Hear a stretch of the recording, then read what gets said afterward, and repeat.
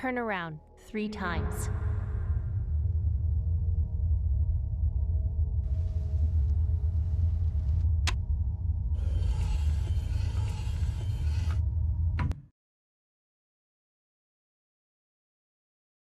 Start shooting.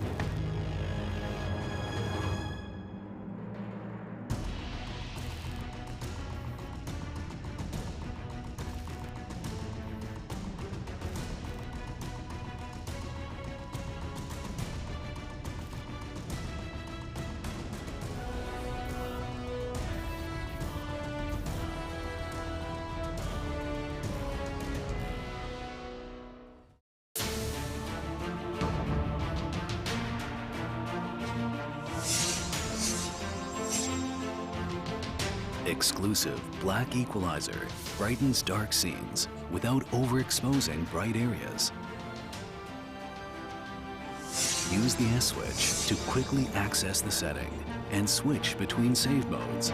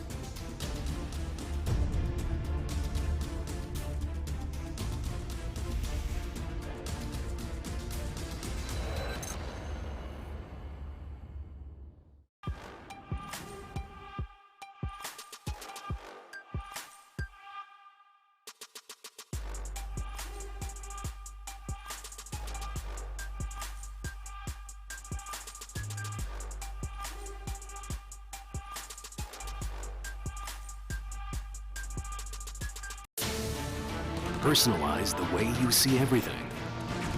And then conquer.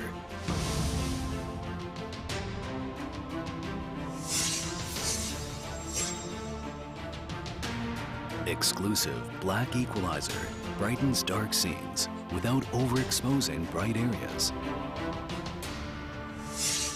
Use the S switch to quickly access the setting and switch between save modes. Adjust the angle effortlessly for maximum comfort.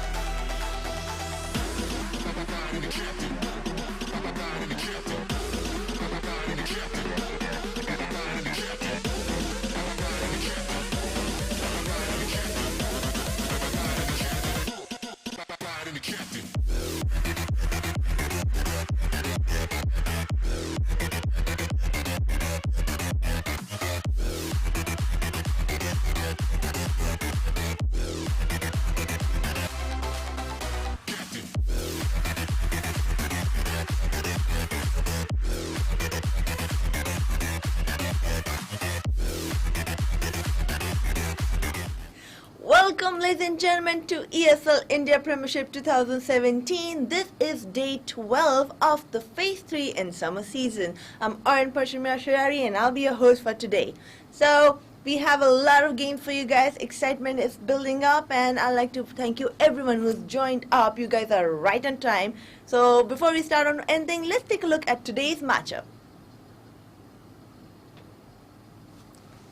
Today's matchup for Clash Royale is going to be on screen. We have Reuben versus Asopa, while off screen we have Reuben versus Hasib.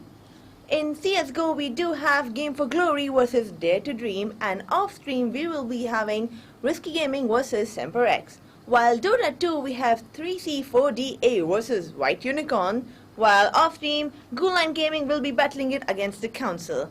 Now that we have seen this, let's talk about the standings that is done. Well, what's remaining? Oh, that's right. We need to talk about the people who are going to be playing today. Now you guys, everyone here knows about Asopa and Reuben. Now Vikram is from Coimbatore. He is pursuing his business administration. He's been playing Clash Royale since last year. Yes, we all know that. This current season he has already played 2 games, but he has unfortunately lost both of them. Today he's going to try to win at least 1 match. While Reuben, yes, let's talk about Reuben. He has entered the Master League after he got beaten up from the former Master League. June has been treating him quite well as he has managed to win most of the matches thrown at him. He currently sits in the second place, tied up at 12 points in his pocket. So today's match is going to be interesting as Reuben is already in the top spot while Vikram really needs to earn some points because he has 0 points to his name. Who's going to win today? How are the matches going on? There's one way to find out, that is watching the game. But before I hand it over to my casters and let the players battle on the ground, I need to mention the people who make this all happen. That is our sponsors. We have Omen by HP, HyperX and Zawi by BenQ who help us organize the whole thing, which is done by Nodwin Gaming. So I'm going to head it over to the casters. They're going to be entertaining you from now while the players get ready. So stay tuned.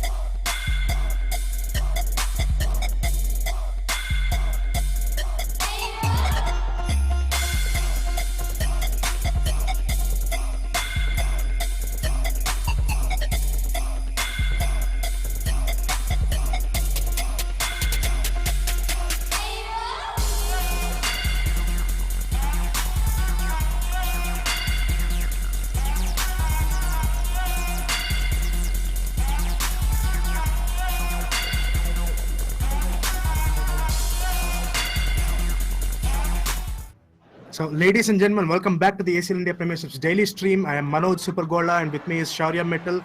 And as usual, we're going to cast some Clash Royale for you today. Just to round out the entire thing, because I feel very bad not saying it. This is day 12 of ESL India Premiership's summer season, Phase 3 Masters League. Whew. My God, dude. And wow, identical openings coming out from both players here. Oh, a bandit, just like the one I got today. Didn't you get a night witch? No, I got a bandit. Oh, you got a bandit. Okay, I hate you a little less then. Okay, so we're gonna this match is between Asopa and Reuben. We just started the first match. It's almost a minute in. And wow, that was going on. So that bandit actually was the difference between Asopa and Reuben's opening. And it did so much work again. And I'm seeing bandit maybe come up in the meta. Look at that, little bat. Yeah, even though the number of bats and the spawn speed has been decreased, it looks like it's still a very powerful card.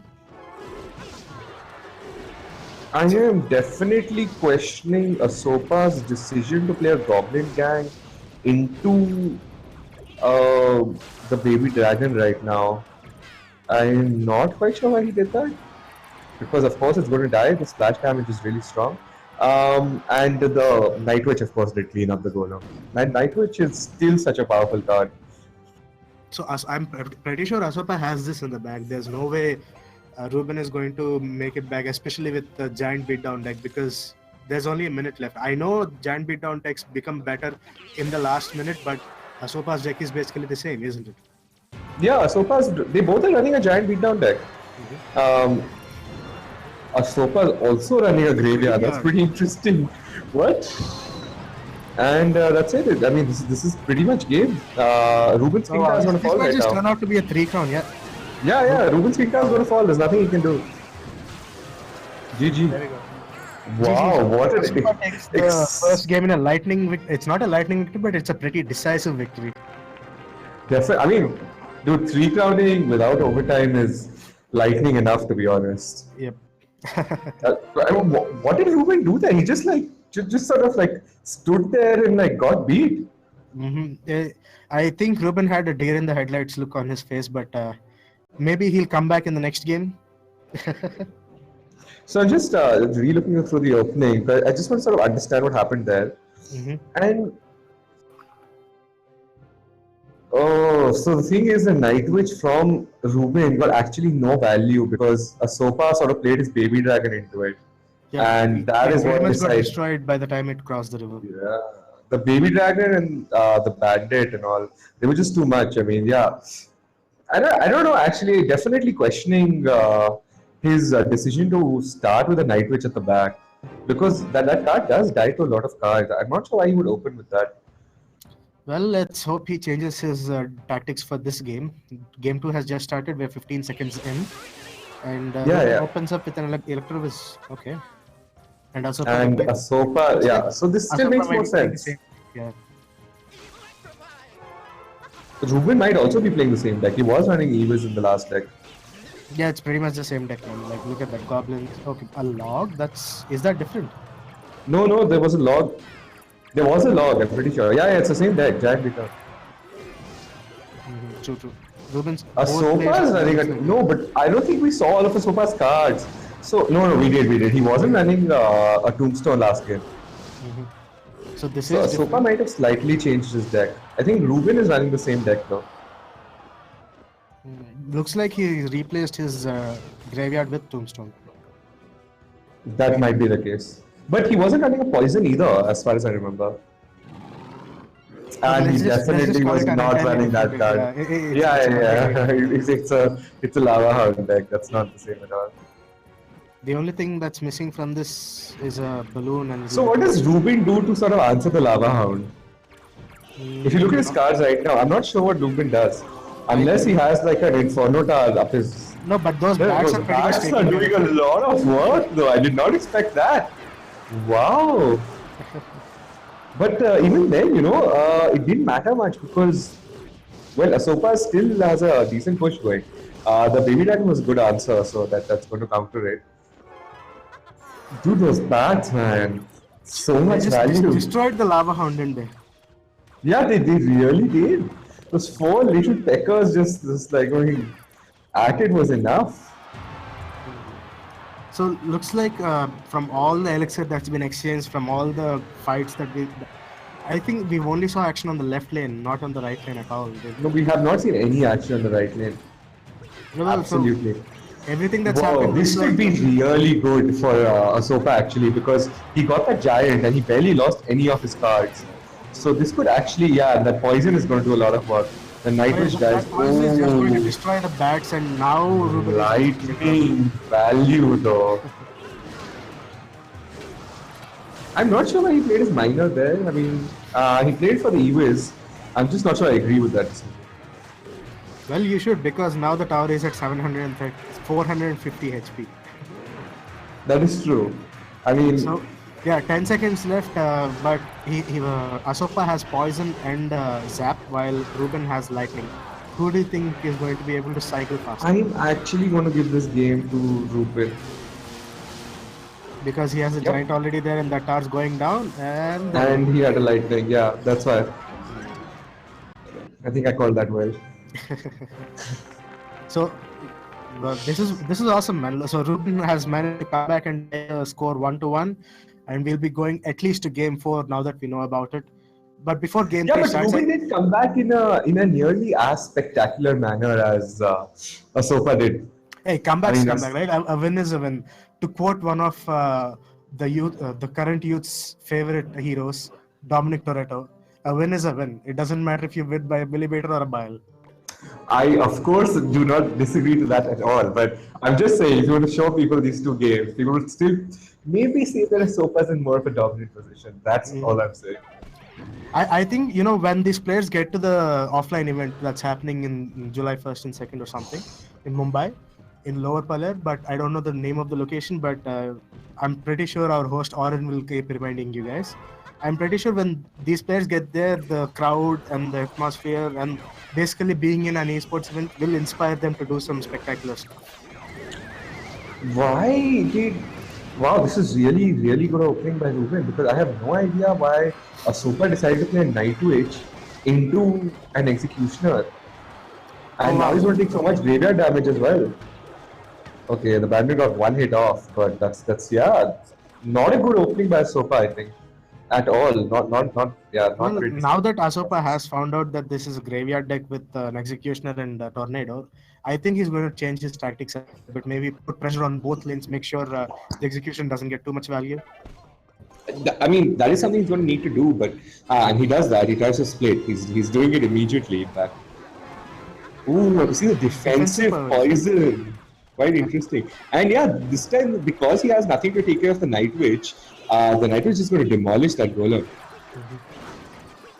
Oh, this is the makings of a push coming out from Reuben over here. A baby dragon as well as a Night Witch. There's not a full push make, but No way, that Night Witch is not getting her hands on the tower. She is going down even quicker than that. dude, baby dragon is just such a powerful card, man. Such a like honestly, it's air. It has splash damage. It's pretty high health, decent damage, and come on, that card art looks so cute.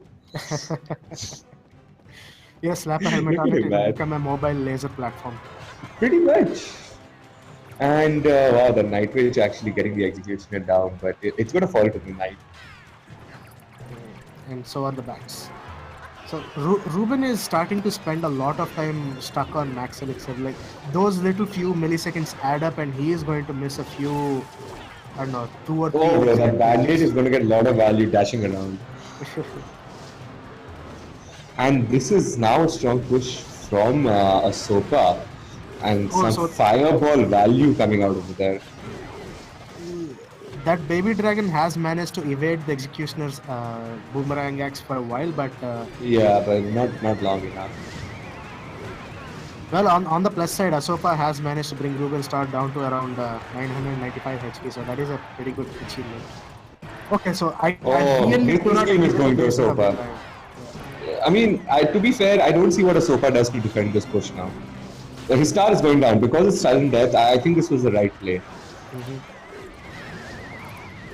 There we I go. may have So- to eat my words though. Yeah, there we go. I was about to say, no, he has a fireball, he has a giant. It's not happening yet.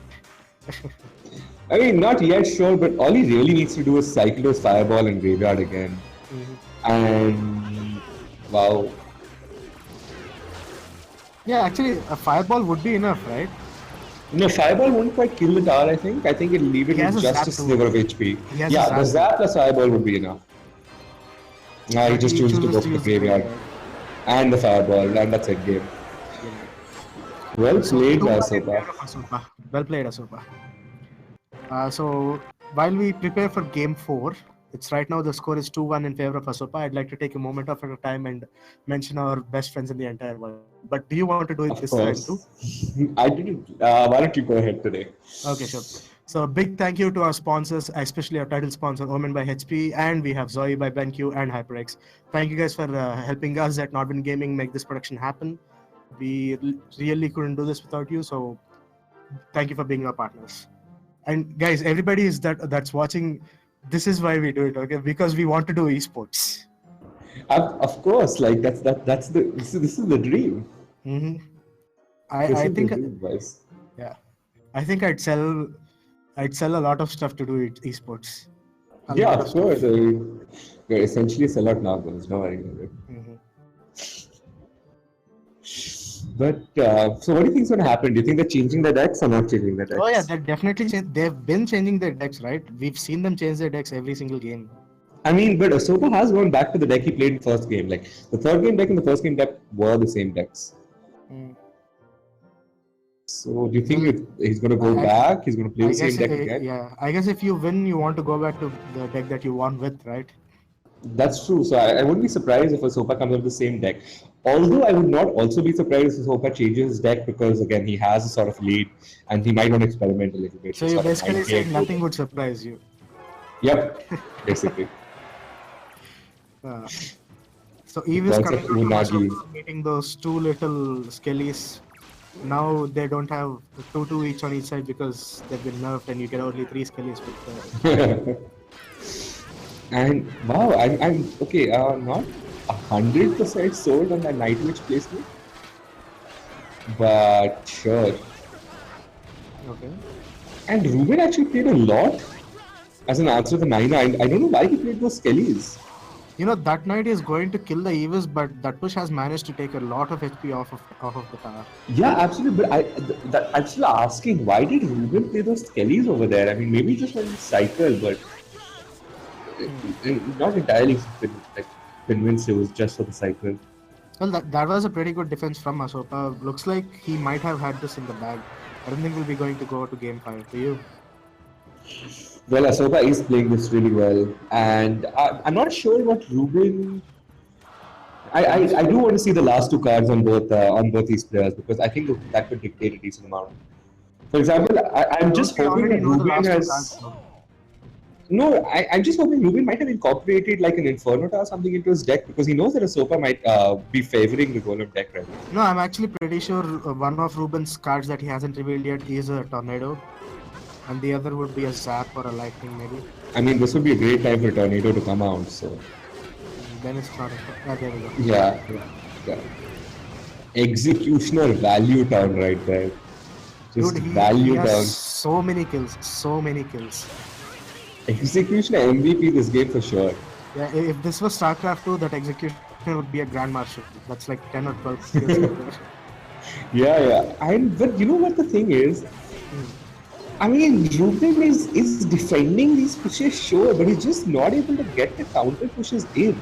Like, Hey, no way, Asopa's man. just getting chip I got to damage. take issue with you there. Like, Reuben is not able to defend these pushes. If he's successfully actually able to defend these pushes, he wouldn't be losing the chunks of By HP defend, off I his just card mean, every single yeah, time. okay, sure. Like, by defend, I just mean, like, Asopa's not, like, just destroying his car straight up. Well, I mean, 20 I seconds don't left. agree Looks with- like we might enter overtime, but Asopa might be taking this one pretty quickly. 1330 HP left.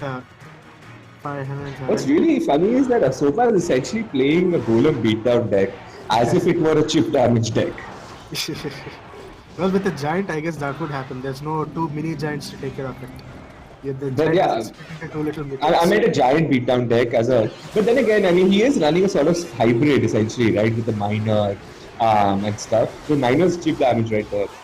And yeah, wow. So Reuben is actually running the poison graveyard combo, but that was not enough over there. Yeah, that miner is going to get 2 shots off with the fireball. That's GG. The miner may not get 2 shots off, but 60 not is barely anything. I mean, Asopa just needs to cycle to his fireball really, really fast. Oh, he doesn't even know that the zap is enough to finish the game. That's exactly what happened last game too. Fireball zap. Yeah, I don't know what Reuben was thinking. I really think should have just gone to a completely different like win condition. Because clearly what he's been playing with has not been working out for him. Well, good news for Asopa. He isn't at the bottom of the table anymore. That is true. Speaking of the bottom of the table, why don't we just take a look at the new updated standings whenever our production. Okay, there we go. Dude, I love my production team. Look at that. So Asopa has just graduated from 0 points to 3 points by winning 1 game out of the 4 that he's played. As usual, Jimit playing 5 matches, winning 4 of them, is at the top of the table. Reuben, who just lost this match now, his win-loss ratio is at 4-2. He's at 12 points too, but he has less of a chance to take the top spot because Jimit has more 2 more games, I guess. Yeah. However, Prashant looks like Prashant is the only player in the Masters League that has finished all 7 of his games. His wins are at 4, losses at 3. He's at 12 points. So he naturally won't be able to make it to the top of the leaderboard, and he'll have to settle for 3rd or 4th place, I think. That's fine. I mean, Prashant had his moment in the sun. I think it's time to move up. Devil's Twin, however, still has a chance to be the leader, right? He's only played 4 matches and he won 3 of them. Yeah, if he wins all of his matches, then he could be. True. I mean, anything can happen really right now. Yeah, but Mrin, Arpan, Asopa, and Hasib, there's no way they're making it back into the top half of the table. So we might be seeing either Arpan, Asopa, or Hasib. Any one of them, I think they'll be into the relegation matches. I think Atpan might actually, like, his play has been pretty good recently, so I think he might actually dodge the relegation. I'm expecting to see Asopa and Hasib this time, quite surprisingly. Especially Right, Hasib's like current the gameplay. Golem God Hasib now. Yeah, low. but I don't know. Haseeb, I think he just needs to go back to his golem deck, honestly. Seriously. You It was know what? working for him. Personally, I wouldn't like to see that, but for his sake, that is, I think, the best course of action. Yeah, But exactly. Of course, again, of course. we have seen his golem deck being completely wrecked because of the new Night Witch. But then again, the Night Witch has in fact been nerfed, so it's not like a complete shutdown anymore. True, true. So, I So mean, yeah, so that these have been some like very exciting matches. Thank you guys for watching, but do stay tuned. We are going to go for some CSGO and then some Dota 2 action today. Uh, Thank you guys for watching. I'm gonna hand you guys back to our host Arun. thanks, guys. So bye bye. Yep, bye.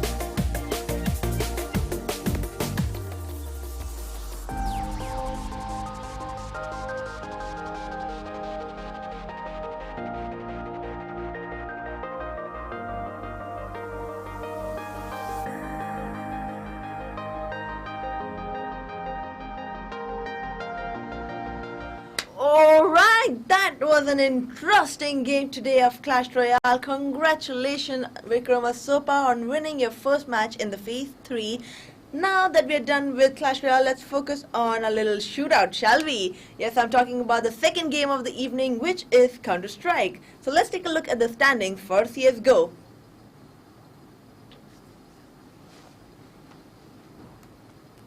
The CSGO standings, as you guys can see, are very clear in front of you. We have Risky Gaming, Entity Gaming, Team Wolf, and Simperex all at 12 points each, while we have Brutality and JMD Gaming at 6 points each, where Data Dream and Game for Glory still have to win matches. They have to carry those scores pointing up because it doesn't seem good for them right now.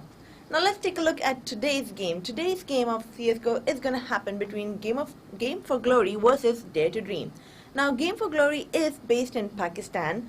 The team is very prominent in the country's land scene. They have won many tournaments in Pakistan, while in India this is going to be their first international, and they do hope to meet us all in July at the LAN event.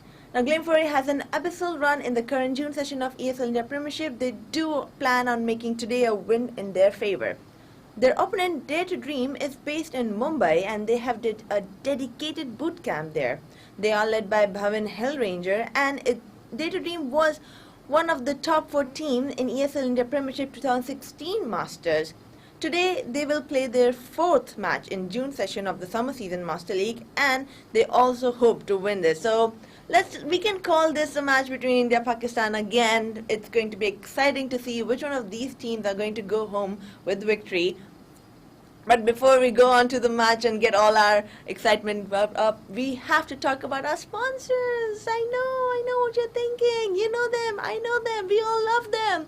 Let's talk about sponsors who make everything happen. We're talking about Omen by HP, we're talking about HyperX, we're talking about Zoe by BenQ, and we're also thanking the people who organize all of this and bring it to us. That is the good folks here at Nodwin Gaming.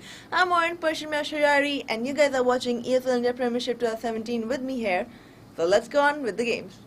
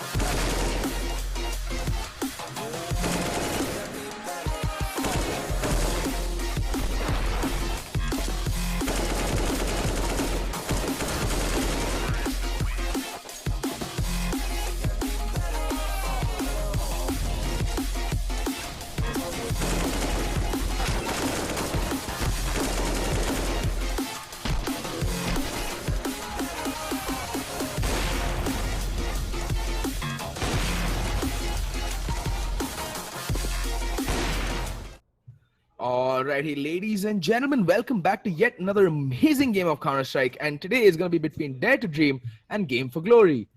And the best part about today's game is that, well, it's on Mirage. And from what I've seen Game for Glory bring to the table on this map, it is going to be one cracker of a game. Their previous game was also on Mirage, at least the previous casted game was also on Mirage, and it was against Team Brutality, the Brutals, the boys who are the favorite team in the country. And it wasn't a cakewalk for Brutality. They had to fight for every square inch, fight for every yard, every round, every second to clutch it out. And Game for Glory took them to double overtime. That map, it suffices to say, went the distance. And Dead Dream, well, they are a very good team. They're a formidable opponent, don't get me wrong, but they have suffered quite a few losses on this very map. They've lost to Entity, they've lost to Wolves, I think, and also they've lost to TMG on this very map as well in the previous phases of the ESL Masters League. So, well, it suffices to say that D2D will have to bring their A game. Players like KLNT, HSB especially, Naughty Criminal, all of them have really impressed. Even Trans chips in with a few clutch moments in crucial rounds, overthrow the enemy's economy and things like that. But HSB is the player to look out for. He is the man. He is, to be very frank, he's been the standout player for me for Game for Glory. Yes, it also helps that his inventory is something to ogle and drool at, but we're not really looking at skins here. We're looking at, well,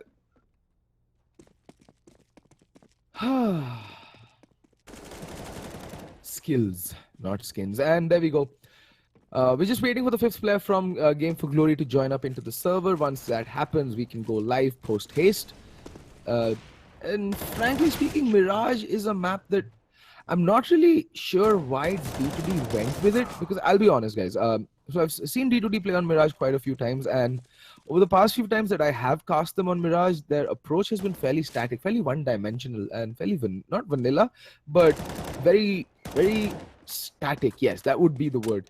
They never really seem to mix things up. Once they get that double op setup going, they'll always play the 3-2 split. No one made nothing. Oh, and the knife round's going live. Oh, we have a stand-in today for Game for Glory. It is going to be Bravo instead of Trans who's going to be playing. So it's going to be interesting. This should shake the team setup up quite a bit.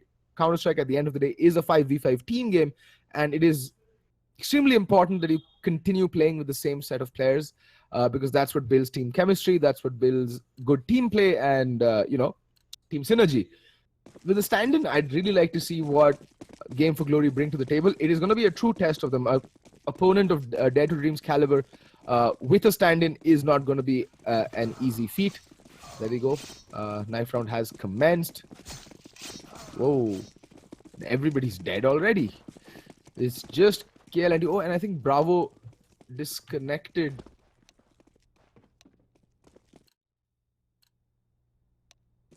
Yeah. So since Bravo DC'd, we're going to replay the knife round yet again.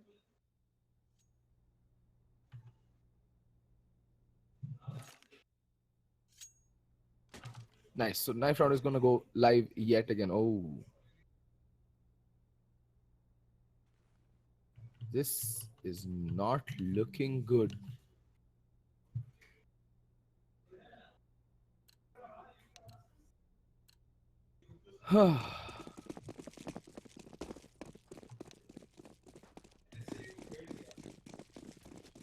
Alright, so knife going live yet again. Bravo did disconnect and drop from the server.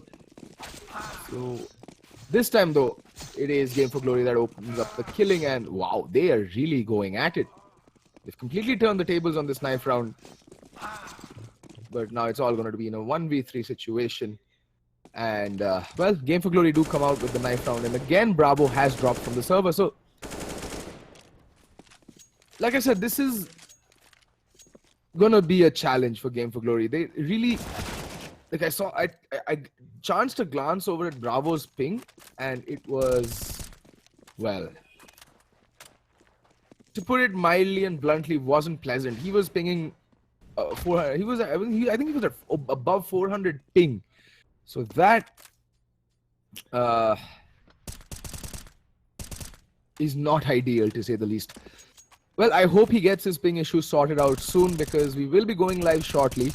It's still a 4v5 as things stand now, but thankfully it is just warm up, so there's still time for him to, shore things up in terms of his internet connection. Until then, well, Game for Glory, to be very honest, this has been the first time I've been casting them and I've been watching them play. And I, for one, I said this last time around, I really want them to come to LAN. I really want them to qualify for LAN because they deserve it, folks. Like, the way they've been playing, the way, there's a lot of potential here.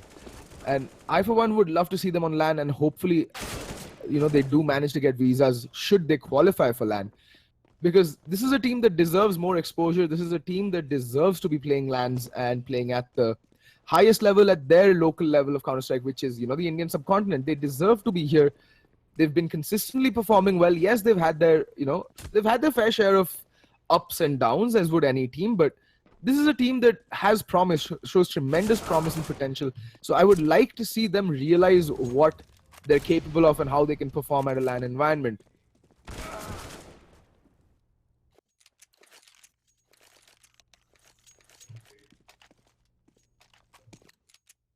Alright, so it seems we are gonna go. No, it's not advanced. Finally, we are getting reset.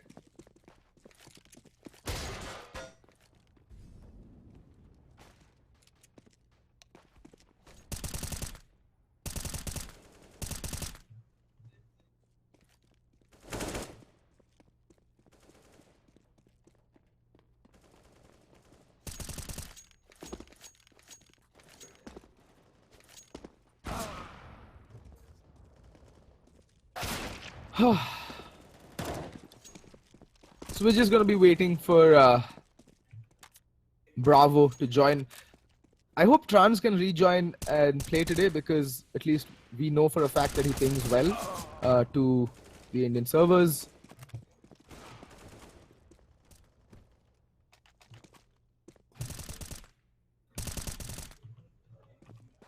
But so far, I mean, here's the thing, playing with 400 ping in an official game is unheard of, is I think unplayable. You can't play with 400 ping on matchmaking, let alone an actual professional competitive game of Counter-Strike. That's just undoable.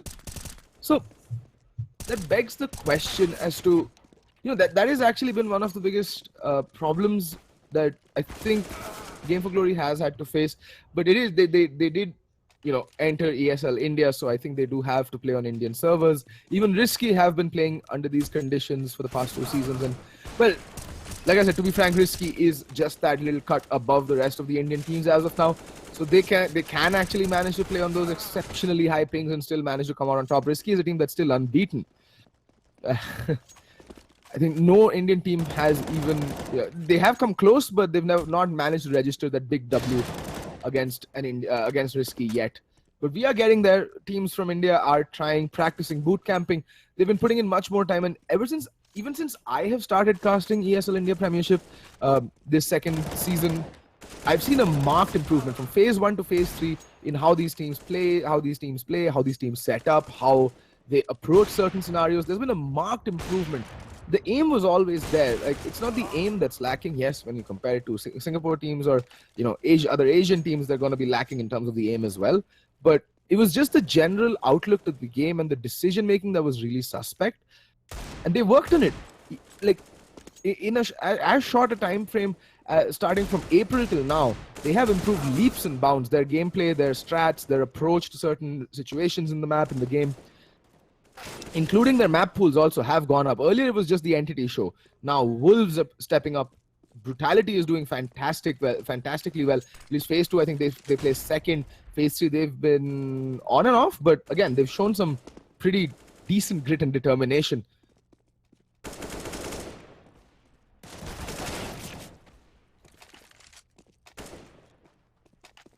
So it's gonna be well, basically, Blair, I, and Equitas actually agree that the first stepping stone for most Indian teams is gonna be overcoming the Risky hurdle. The moment they can overcome Risky is when they can start looking beyond them. It's an iterative and it's a gradual process, the process of improvement and upliftment of the CSGO scene in the country. And it'll all start with overcoming your first hurdle. That's the hardest step, overcoming Risky.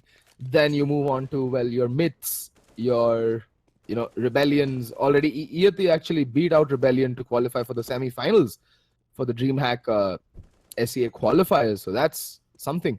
So yeah, it is an iterative process. It is a gradual process. So you can't really, pardon my French, bitch about the Indian scene without knowing what goes into actually playing and trying to compete at the level which is required and demanded of these players on a regular basis.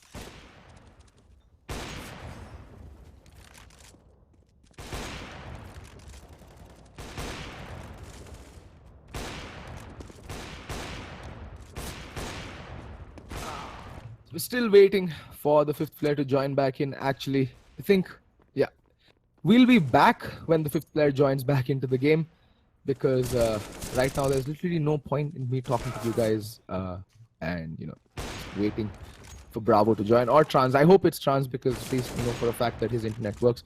But obviously there's a reason that Trans isn't joining us for the time being, and they are trying to set. I think they're trying to set up a VPN for.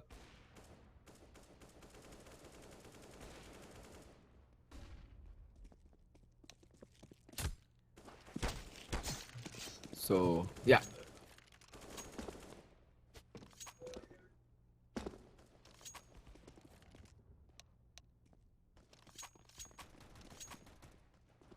Anyway, guys, like I said, the 5th player is trying to connect, but is unable to connect to the game. So the admins are trying to figure out the situation. So don't go anywhere. We will be right back just as soon as all 5 players from Game for Glory have rejoined the server.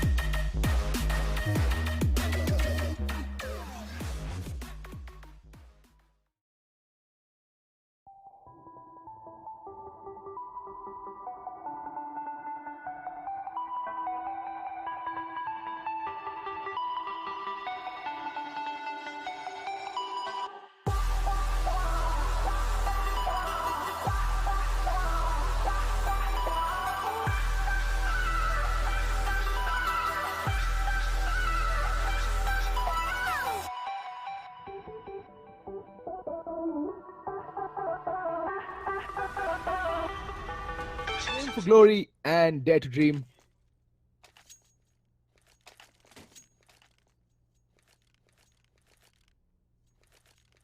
Alrighty, ladies and gentlemen, we are gonna go live with the pistol round between Game for Glory and Dare to Dream. All 5 players are in the server. The Game for Glory team with their stand-in Bills instead of Trans gonna be playing today. It's gonna be HSB, Bills, KLNT, Naughty, and Criminal. And for the looks of things, it is gonna be a B hit. And we already have HSB. So the Game for Glory did win the knife round even with 4 players, and they opted to stay with the CT side. It is Mirage. It is a fairly CT-sided map, but look at this push coming in from KL, and he's getting a ton of information. It might just be a ruse because he's going to get information he's not going to get information towards underpass, which is where the primary focus of this attack is going to be coming from. No one's marking it. No one's marking underpass. This is going to be very difficult, very hairy. This is going to get very fast. And there we go. Kappa does pick up the kill onto Criminal. Bills to fall to Shabby, and it's going to be a 3v5 retake situation. Now he's going to push the smoke. He's feeling naughty, and that's a cheeky headshot onto Antidote, but Blackhawk puts him in his place, shuts him down, and now it's a 2v4 retake. Neither KLNT nor HSB have a kit onto them. There is a kit just lying right next to Jungle, which should get picked up. Yes, it does, but the post plants coming in from D2D are pretty good. Blackhawk insta-dink onto KLNT. He's down to 5 points of health. Hellranger isn't in the pinkest of health either, but there we go. Immediate trade coming out from Shabby, and now HSB all alone gets 1 kill. He's in a 1v2, does have a kit to work with as well as armor, so he has time, but he's going to check towards CT where there's no one going to present themselves. Oh, Kappa's getting spotted out. HSB lands a nifty little headshot. But Hellranger, will he expect the kid to be in play? Oh, HSB. Take a bow, son. HSB doing it again. A nasty 2K. And then also managing to stick the diffuse. Hellranger whiffing his shots, the Glock magic not really working out. I really hate the Glock, by the way, ladies and gentlemen. You never can get it to fire when you want it to be accurate. It'll go all over the place. It's like one of those annoying peas when you wake up in the morning. It just goes all over the place. That's the Glock spray pattern, ladies and gentlemen. It just goes everywhere the moment you want it to be accurate. So yeah.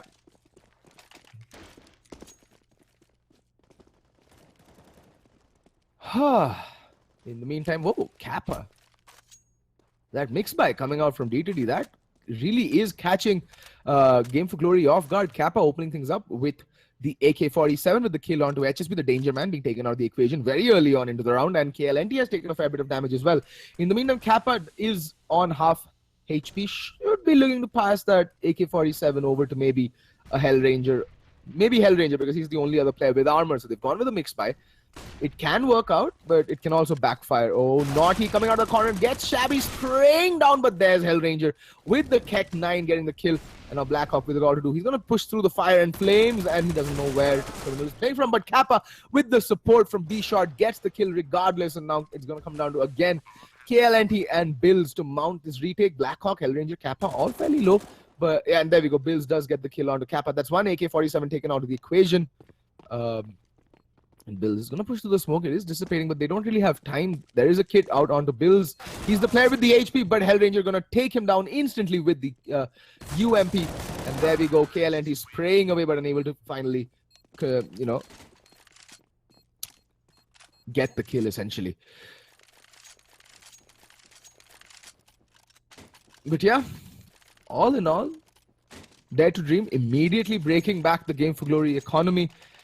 And now Game for Glory have 2 choices. Either go for the full save, and it looks like it is going to be double eco territory, or they can go for the force buy, which would have been the more prudent option. But I think they're just going to go with, well, Hellranger trying to align the sniper nest smoke. So Game for Glory going for the full eco. They have to double eco, so they're going to go in with, so that they go into the 5th round with all the guns, utility, the kits imaginable. In the meantime, HSB is going to face off towards B-Shot, gets tagged down to 14 points of health.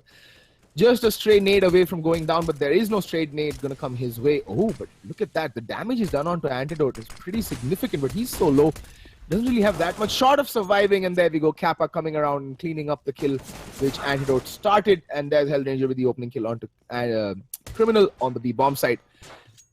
And I think now Antidote should just clean shop. Oh, but Naughty, again, lands a very good shot onto Antidote. Antidote was very low, but a headshot nonetheless. And an AK-47 recovered and might just, try to save it for the next round or do some damage with it. Who knows? In the meantime, Bills does get his head reshaped by Blackhawk. Nasty little headshot on towards mid. And now it's going to be Naughty with the rescued AK-47. Going to try and take it into the next round. Spots out Kappa, but Kappa too quick. Kappa too strong. Kappa decapitates Naughty. Alrighty, 2-1. Going into the fourth round. Nothing to write home about yet, and this should be okay then. Force buy.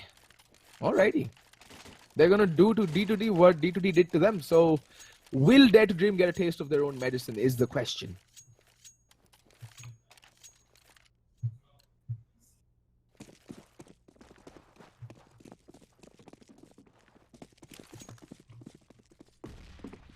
Okay then. Wow, HSB completely failing that jump, but does spot out Blackhawk and dinks him. I think that was, Bills and HSB teaming up there, getting the kill onto Blackhawk. In the meantime, there's a lot of presence over towards mid, and Kappa's taken a ton of damage, but he has managed to find the kill onto Bills. Neutralizing the man advantage, but Kappa and Hellraiser both are so very low, they need to be really, really careful. They're going to regroup and maybe retry the B bomb set, but look at this criminal posting up way advanced in B apps. Now he's going to fall back as the smoke fades. Smart decision from him, and he's going to take an offish angle over towards the balcony in B apps.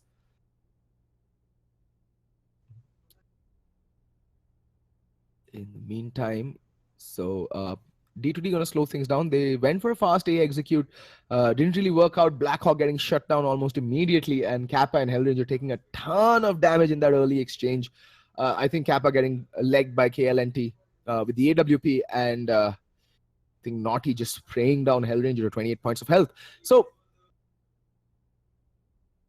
they are going to go towards the B side where there's just one defender, and there we go. Bills and Criminal teaming up to get the kill onto Kappa. The rotation is coming in. It's Naughty and Kappa. Criminal just to hold off this B bomb side. It's down to a 2v4. Hellranger does somehow manage to find the head of Criminal, and they're going to fall back. Well, Antidote with the AWP. Oh, KLNT returning the favor, and now it's all down to hell with 9 points of health. And all he can do is stare down the barrel of Naughty's gun as it sprays him down and puts him down and out for the count. Already double up rescued, so Game for Glory can really start stringing those rounds together. Well, Dare to Dream will buy up. I mean, again, it makes sense because neither of the two teams' economy has actually started to roll and take shape. So they can continue to force up until one economy actually stabilizes. But that's going to be a while away.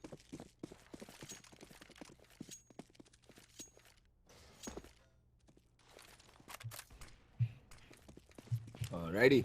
See, look at that Antidote. Immediately opening up things with the kill onto Criminal.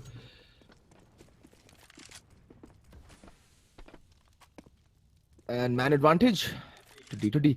I mean, this has been one of the themes of Game for Glory's games, is that it's a constant topsy-turvy game of Counter-Strike. Almost every game has been like this. First, they'll win a couple of rounds, and then it's just going to be a volley of back and forths between the two teams.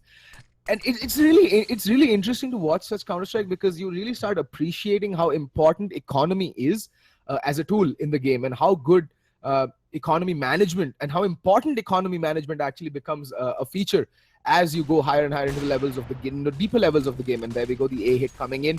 Players are going to come streaming down. Criminal holding a very it's a unique angle. He's going to be able to spot out players coming out of ramp. Okay, now he's moved on to Firebox. We're just playing by Firebox, and there's Naughty with a kill. And players are going to come streaming out of Firebox, and Criminal is ideally poised to get the drop on them. Spots out Blackhawk, spraying down, but takes a ton of damage. Should have done much more with it. And in the meantime, Kappa does find Naughty. It's going to come down to a 3v2. Bills is going to get flash smoked. Is everything that he can. He's like a rat in a hole, and Predators are trying to smoke him out of his little hidey hole. In the meantime, the rotation from HSB a bit too slow in my opinion, but what a shot onto Kappa, man. And there's Bills who gets the kill onto Shabby. Antidote does get the kill onto HSB though, but now Bills knows where Antidote is playing.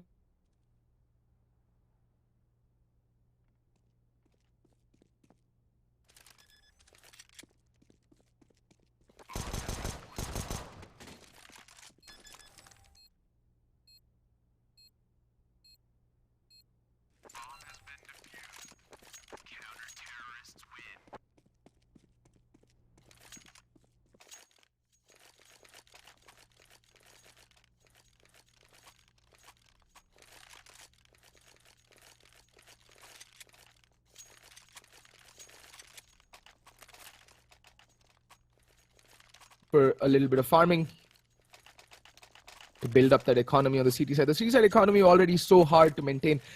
Looks like they're not going to go for it though, but I just hope that D2D don't force into this round. That's going to be the worst possible thing that they can do. Early game, not letting their economy settle down and constantly forcing into round after round. It's going to wreak havoc on their economy, and it's not going to work out for them in the long run, to be very honest.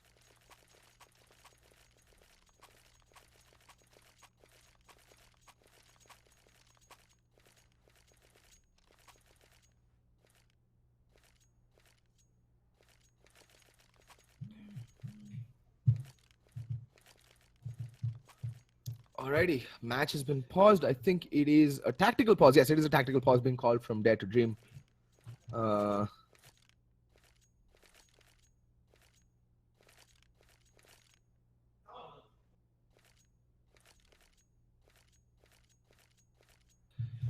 Alrighty, and it is going to be a force buy. Lo and behold, I mean, yes, these buyers have been working out for them over the past couple of rounds, but it's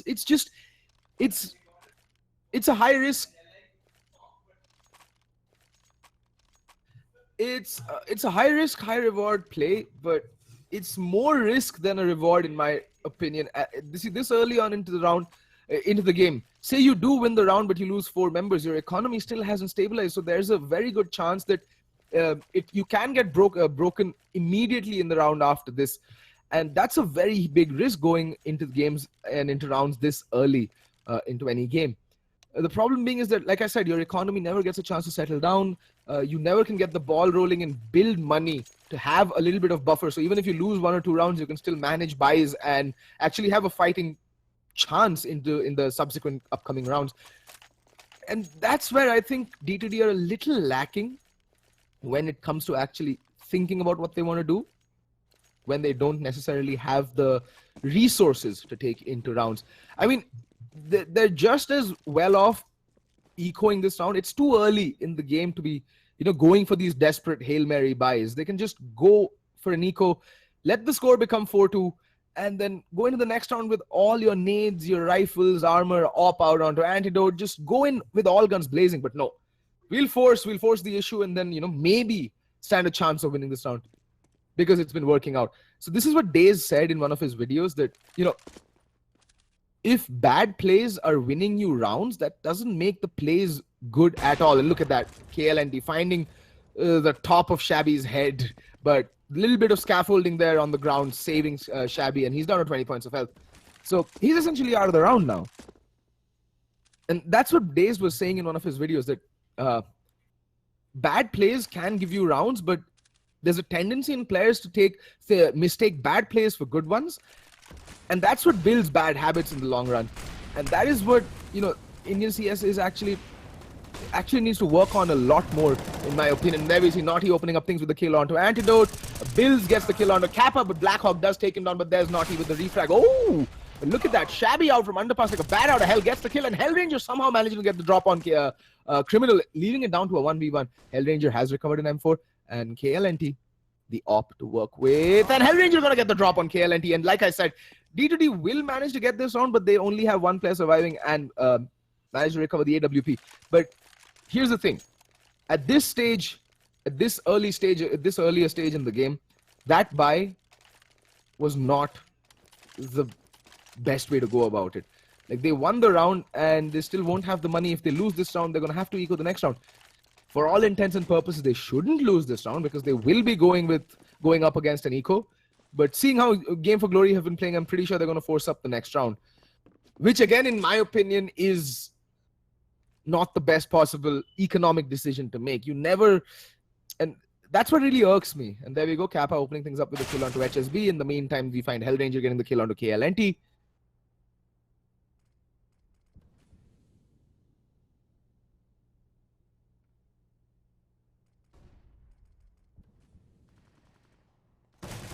And wow, okay. Antidote, Kappa, a couple of kills out towards B-Shot, and a perfect round coming out from Dare to Dream. Oh yeah, my mistake. That wasn't Dazed. I don't know why. I'm brain fart. That was a Steel video. I think, yeah, it was one of my favorite Steel videos. I don't know what's gotten into me today. Yeah, that was Steel who said it. So it's not the wisest of decisions to keep forcing into round after round. Like right now, Game for Glory are going to go in for a mix with armor pistols. I mean, they have the money to go for it, so why not? Bills is going to hold on to just an upgraded pistol so that he can, I think, drop the op over to KLNT in the next round. I'm not really sure.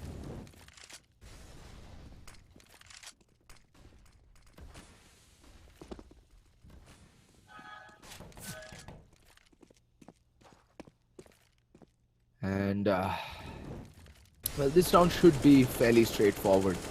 Again, they're up against almost a full eco. Just upgraded pistols across the board. HSB getting completely blinded, but he's going to be the ninja in the smoke. Just playing cheeky positions by the smoke, but Kappa's going to be too wide. He's wised up to it. I think he also spots out KLNT. Oh, nice shot onto Naughty there. Kappa just feeling it. He's been hitting some nutty shots off late, but in the meantime, Criminal has recovered the AWP. So he does have the potential to do some serious economic damage here over towards Dare to Dream, but they're going towards the other bomb site, and it's going to come down to Bills. He doesn't have armor. He's going to fall back, try and draw out the engagement for as long as possible so that, you know, Criminal might be able to reposition, but there's Kappa lying in wait like a tiger on the prowl, and Bills in the meantime does get the kill on a Hellranger. Somehow out of nothing, they've managed to take 2 kills. That is 2 rifles out of the hands of the T's, but there's Kappa again with the 3K. 4K, in fact. Kappa has just been hitting some nasty shots thus far.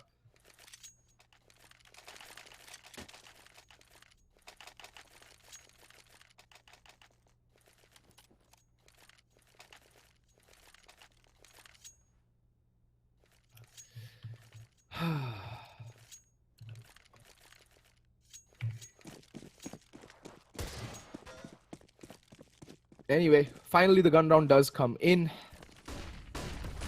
Naughty gonna go aggro up B shot, but the flashes are raining in, and he's just not fast enough to reply. But KLNT is there for the quick trade, and Kappa, the man who's been so dangerous thus far, does get taken down. It's down to a 4v4 advantage, slightly still with the T's, because they can actually bunch up and hit a site while the CT defense will be sort of split. It has to be split now.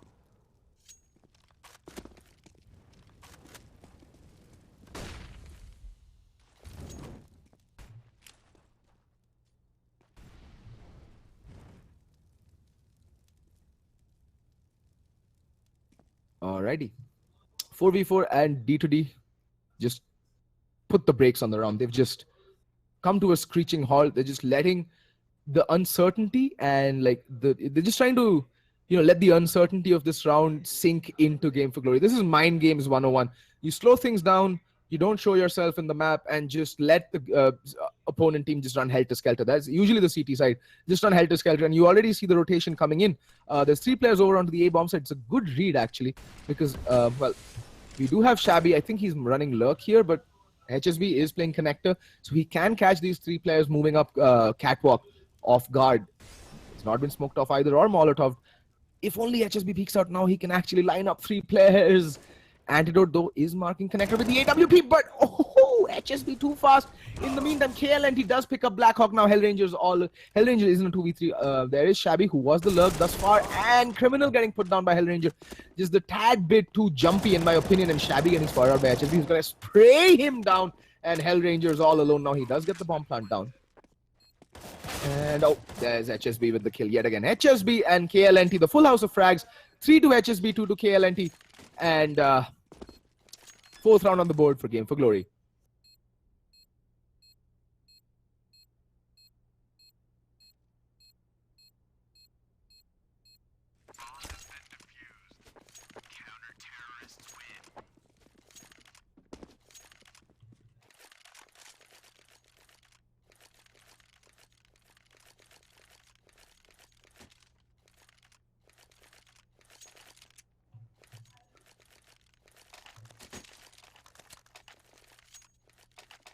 Alrighty. Because D2D did manage to string 2 rounds together without losing that many personnel, they do have the money to buy into this round. What the hell is happening? Oh, there we go. Yeah.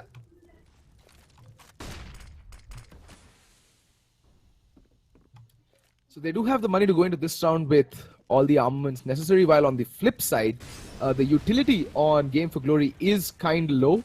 and that's primarily because they lost 3 players in the previous round. But nice shot from HSB onto Kappa. I've been consistently saying this. HSB is one of those players to watch out for in this team. He has potential, he has the raw skills, his aim, his movement, his game sense is right up there amongst the best in the subcontinent. I think it might just be, well, yeah, it is one of the best in the subcontinent. Look at that, Bills peeking out and does manage to do a ton of damage on Hellranger, but Hellranger does come out on top of that engagement. And HSB is going to reposition himself, maybe try and get the drop onto Hellranger, who's playing in connector, but he's well shielded from B-shot. And that is going to force HSB to turn his attention towards apartments, where quite unnecessary though, because his teammate Criminal is spotting towards apartments. He doesn't really need to watch it. He can just concentrate and focus on connector and B-shot. But in the meantime, look at this Hellranger making his way in towards Sniper Nest.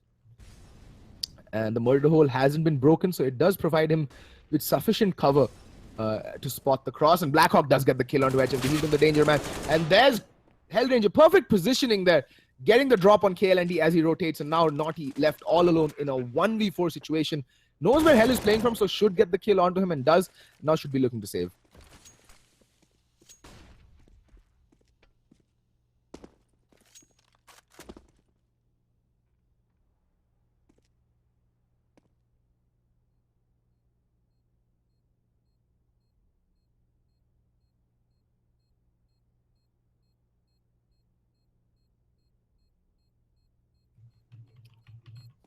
All right, so Naughty saving all by his lonesome in CT spawn.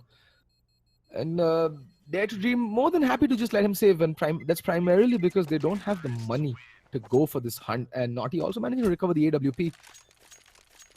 And I think that might just trigger a force buy coming in from, yeah, not a force buy, they can buy into this round as well, because they, well, I mean, there is one more player on around 5k, so they can force into this, and that's exactly what they're going to do. Game for Glory, not really happy resting on their laurels, and they're going to force up down to their last dollar. I mean, a couple of their players were looking at double eco territory, so finally this force buy does make sense economically. And look at that, KLNT, his standard opping procedure, going to smoke off near connector, but it's going to be an out-and-out B hit. Criminal needs to be careful, he has the risk. Running the risk of getting overrun, and HSB and Criminal both falling too cheaply in my opinion. There's KLNT with the first kill onto Blackhawk, and Kappa is going to drop the smoke and a flashbang to, you know, allow him to reposition and move to a much better place as the bomb goes down. But Naughty has already made his way into the flank, but Antidote is ready with the AWP. The big green gun, and Hellranger finds Bills.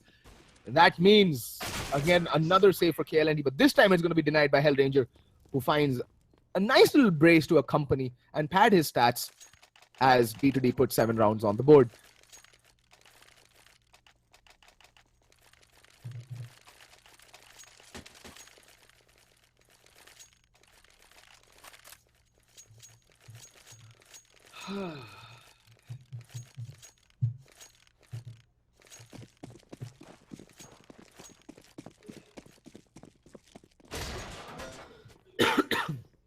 Already KLNT. Oh, he's going to get spotted as he tries to make his way up underpass. And there's Kappa again. Eco frags for the win. In the meantime, Hellranger's going to come up, bursting out from Palace, but he's going to spot out Naughty. There is a crossfire setup, and Hellranger's aware of this. I think he heard Bills make his way towards, you know, default boxes, so he's going to be careful. In the meantime, Kappa does find HSB. So Kappa just opening things up. Hellranger gets 1 kill. Does find the second onto Bills. Both Kappa and Hellranger are on 2 frags apiece. And Antidote going to find the final kill onto Criminal. 9 rounds on the board for Dare to Dream, and so far a much better showing from them. So 8 rounds on the board for Dare to Dream so far, and up till now a much better showing from Dare to Dream than what we've seen coming out from them. Even you know, yesterday when they, I think, lost to Wolf. I think they lost to. Not really sure. It was. I forget. I'm getting old, folks. But yeah, finally the buy coming out from Game for Glory. They do manage to put 5 rifles on the board, but no kits and a paltry sum of nades. But look at that. Naughty pushing up T-ramp and early bomb control established.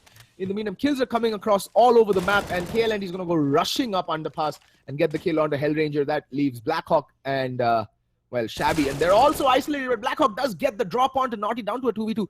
It was quite an unnecessary push coming in from Naughty there. He should have just stayed with the bomb, played a little bit close to the bomb, but not on the bomb, because that happens when you play on the bomb. You get naded to oblivion.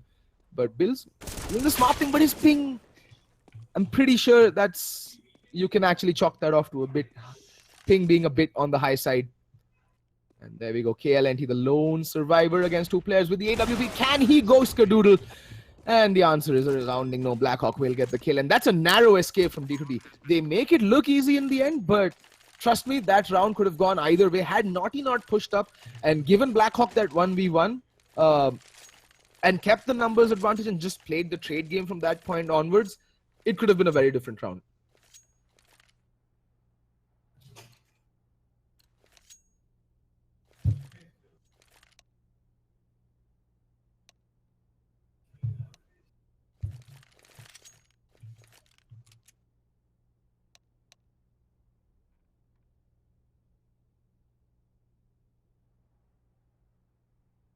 Alrighty, match has been paused. I think this is, yeah, it is the Iftar pause coming in, folks. So we're going to be back after a short break as soon as all 5 players rejoin the server.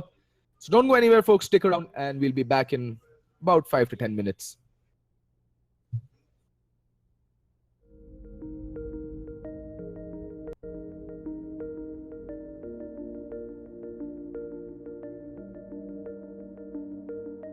Be still now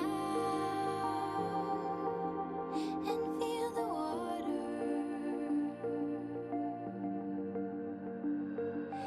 Keep the ground upon your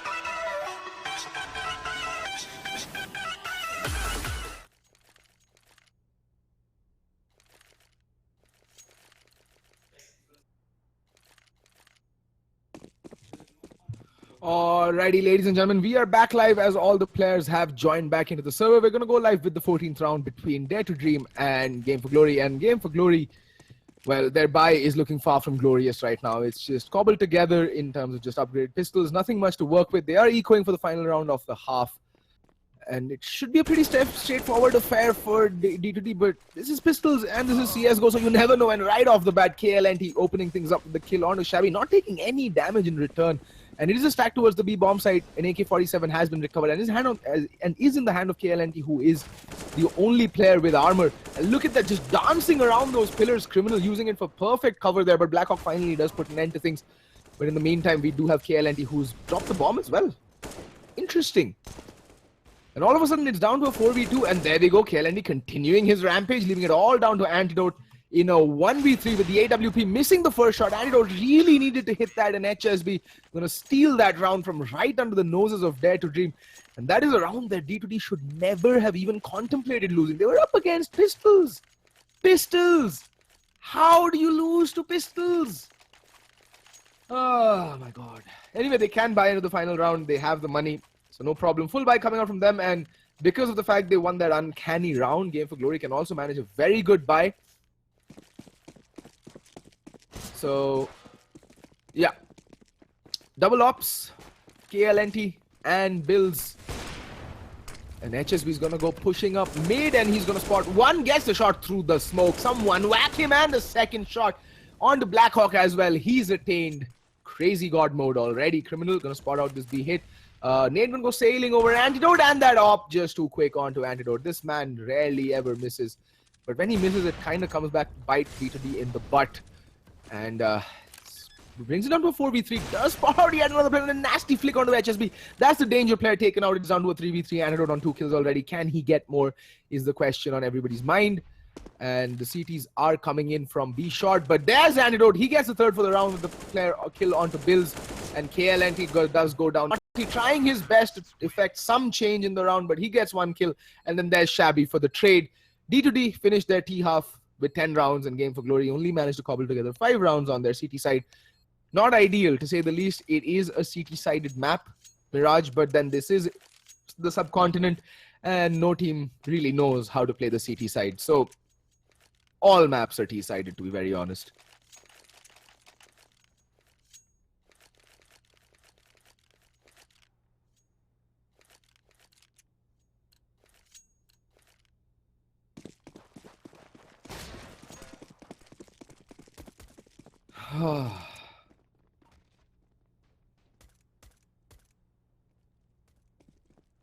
Alrighty, so it's gonna be a straight up A hit. Uncanny here. Usually you do see the B hit coming in, and Shabby here. The smokes are coming in. Shabby just gonna tap away through the smoke. Lands a couple of stray shots, but nothing really significant in terms of damage. 3 players are on armor on the T side, and the CT side there is Blackhawk with the kit, and Blackhawk gonna poke out from CT spawn. He's the player with the kit. He needs to be careful, and there's 3 players peeking CT spawn simultaneously. But that's gonna allow the CTs to actually aggress into the bomb side, and that's what they've done. It's down to a 3v2 now. KLNT finding that the block is just as inaccurate for him as it was for Hellranger. And there we go. Dare to Dream easily managed to clutch out the pistol on with 2 players surviving, and Antidote will be able to stick to defuse as well.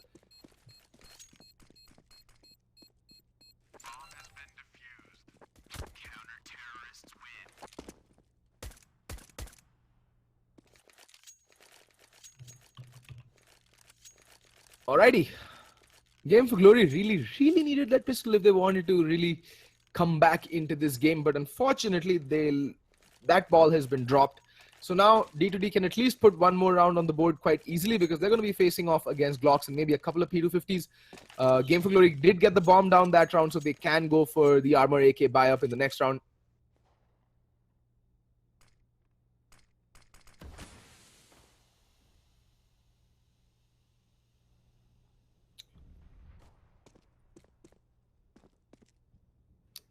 Yeah.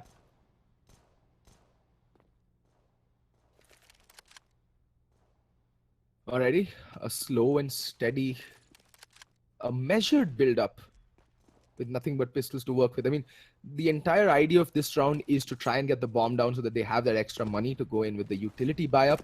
So they would look to stream out onto a bomb site and overwhelm the defense. And that flashbang, perfect antidote, getting shut down immediately. That B defense capitulates all too quickly, in my opinion. And KLNT will be able to get the bomb down.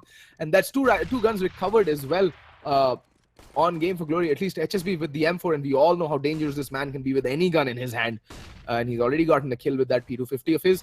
Oh, he's going to peek out, but that aim punch just not letting him get the kill. But the remainder of the two players are so very low. Blackhawk all alone in a 1v3. He's going to tap away with the USP. Gets one kill, but there's KLNT with the cleanup. And Game for Glory, again, how do D2D lose to Pistols? Pistols! They had 3 Glocks and 2 P250s. You have no business losing to 3 Glocks and 2 P250s. Ugh. Anyway.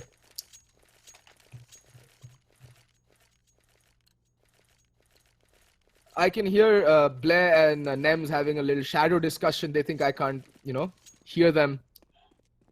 And Blair's just commenting how I'm just trying to ape him left, right, and center. He's a proud senpai. But, yep.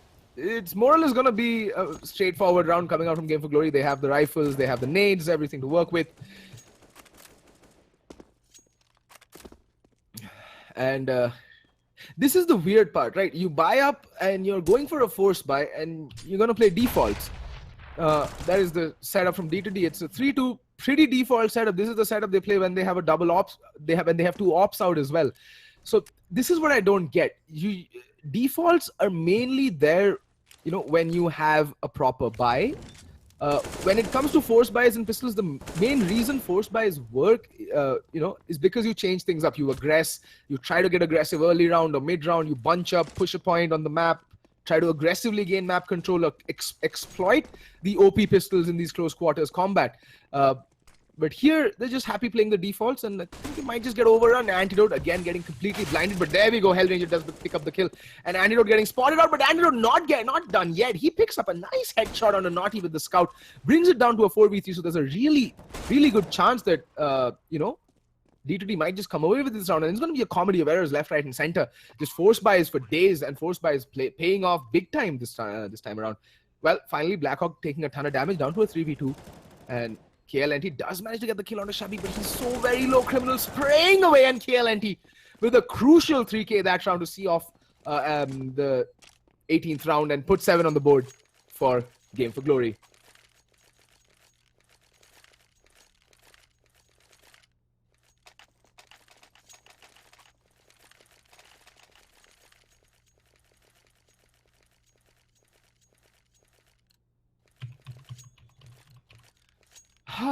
Alrighty. D2D now have to eco in earnest. Now, this is one thing I've noticed about Dare to Dream, is that they're really reliant on the force buys, and they kind of tend to buy themselves into a ditch. They can never have all the utility going into their first gun round, which is why, and they kind of have this tendency of losing out gun rounds, but in the meantime, Shabby does land a nasty headshot onto Naughty, getting at least 1 kill. In the meantime, Antidote, HSP with a team kill, and okay, that Hellranger does have HP, and everyone else is so very low. Antidote spots out Bills. He's going to try and tap down, HSB, but that was a wrong play there. If only he realized how low Bills was, and Hellranger would have been able to come in on the assist on the final kill. But trigger discipline there from Antidote not really working out, but things like this happen. You can't really blame anyone.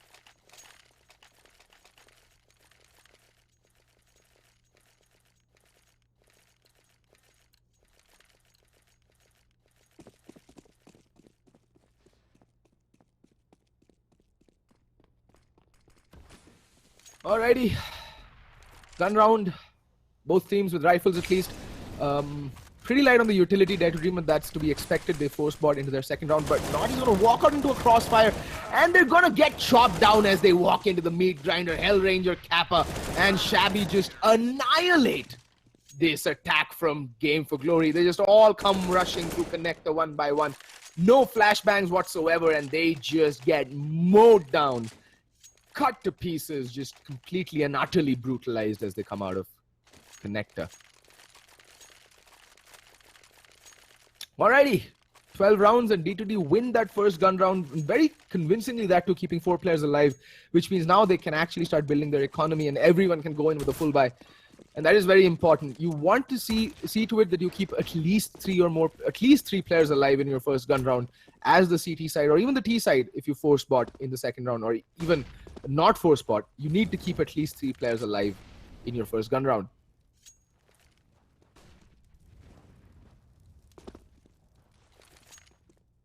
And now the economy on Game for Glory not looking too good because, like I said, their utility is going to be pretty shabby. They're going to have to make do with what they've got and try and draw out as many nades early on as possible from D to D, and then maybe have a dry execute later on towards the end of the round. Because if they go rushing in now with all the Molotovs and nades and flashbangs that D to D have at their disposal, they're going to take too much attrition even before they make their way into the bomb side. And there we go, Kappa getting the kill onto HSB. HSB, the danger man. Today, not top fragging as he usually does. Today, it's KLNT's day. So, yeah.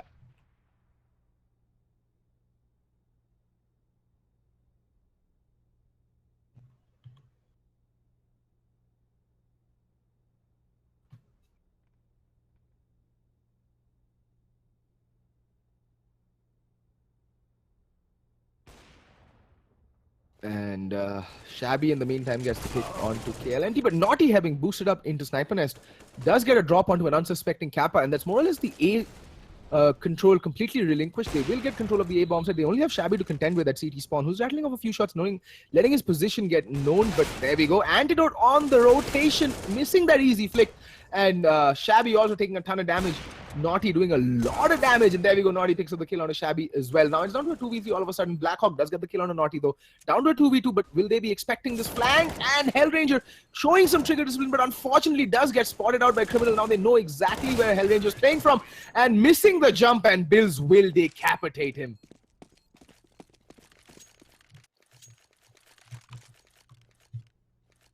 Well, Game for Glory just constantly being the thorn in D2D side, breaking them back almost immediately.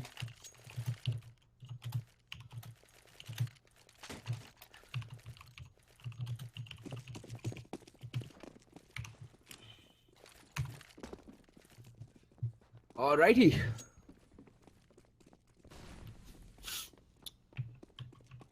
Yet another eco gonna come out from D2D. It's gonna be a force buy, but I mean, it's not really gonna help matters considering that they're gonna go up against 4 AK-47s and the op out onto KLNT.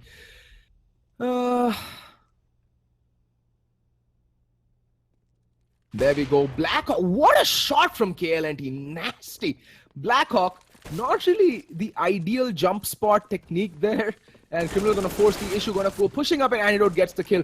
But there we go, the immediate trade coming out from HSB. Will they be expecting this fast flank? There's already 2 players, that is Shabby and Kappa on the flank.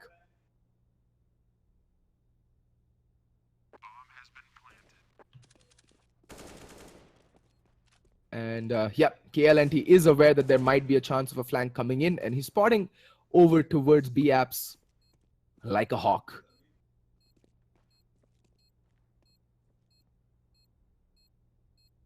In the meantime, well, at least one player from Game for Glory should be plotting a course for a safe exit, because they know the remaining 2 players are setting up for that, and that's exactly what Bills is doing. He's clearing out corners as he makes his way through CT spawn, and everyone should be able to make it to relative safety.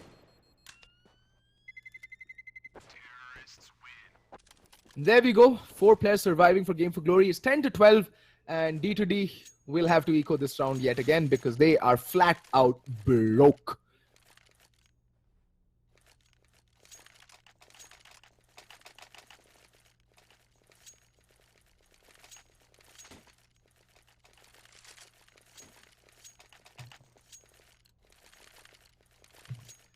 Alrighty, 23rd round, the score is 10-12 in favor of Dare to Dream as of yet, but for all intents and purposes, it is gonna be 11-12 unless Pistol Magic prevails yet again, and somehow Game for Glory find a way to lose to USPs, P2000s, and 257s. It is possible, and well, It is Counter-Strike at the end of the day. It is CSGO, pistols OP across the board. HSBC is going to rattle off a few shots through the smoke, trying to land maybe a cheeky headshot, or at least dole out some damage. In the meantime, this time, HSB paranoid, checking every corner possible, not wanting to get caught off guard. Oh, if that peek had just come in right now at the right moment. There is a player in Sniper Nest just waiting for the smoke, and that is going to be Antidote, who's going to decapitate HSB. And, well, man advantage to the CTs. Even with just pistols, they're making it count.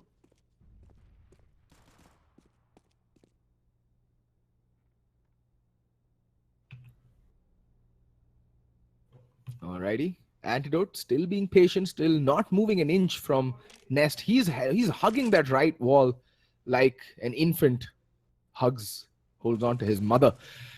And Bills does equalize things with the kill on the Kappa. That's one of the danger men down. That's the one player with the armor and 5-7. They have to find the other one. That's going to be Shabby. It's not going to be easy. Shabby is constantly on the move. He's playing a very dynamic rotator role, moving around. They've got a very good read. Shabby making his way onto the B bomb site where the final hit will come in. Hellranger needs to be careful. He spots out one player, taps away, and there's Shabby with the assist. And Criminal does get taken down, but Naughty peeking out from B shot, making life very, very sticky indeed for Shabby, who's going to get triple peeked and eventually taken down. Now it comes down to Blackhawk, and now it's all down to Andrew. He's already gotten 2 kills for the round, and now he's just going to try and make his way to safety, try and recover that AK-47 that's been dropped towards Connector. But the timer comes out and D2D win the round. What is even happening? What? Okay then. I guess now I've seen it all. Game for Glory just taking it so slow. They run the timer down and, well, they're their own worst enemies at this point.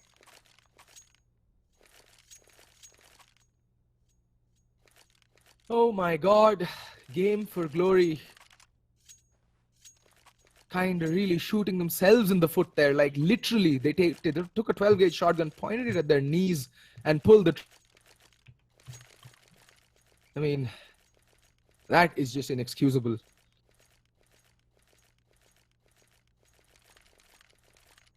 That is just inexcusable.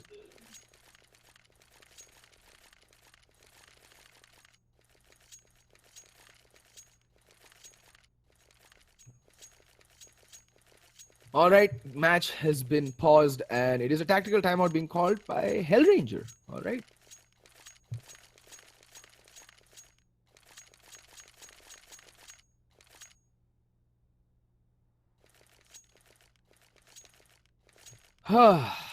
D2D buying down to their last dollar, but at least they're gonna have all the utility they want. They have one kit out on the Shabby as well.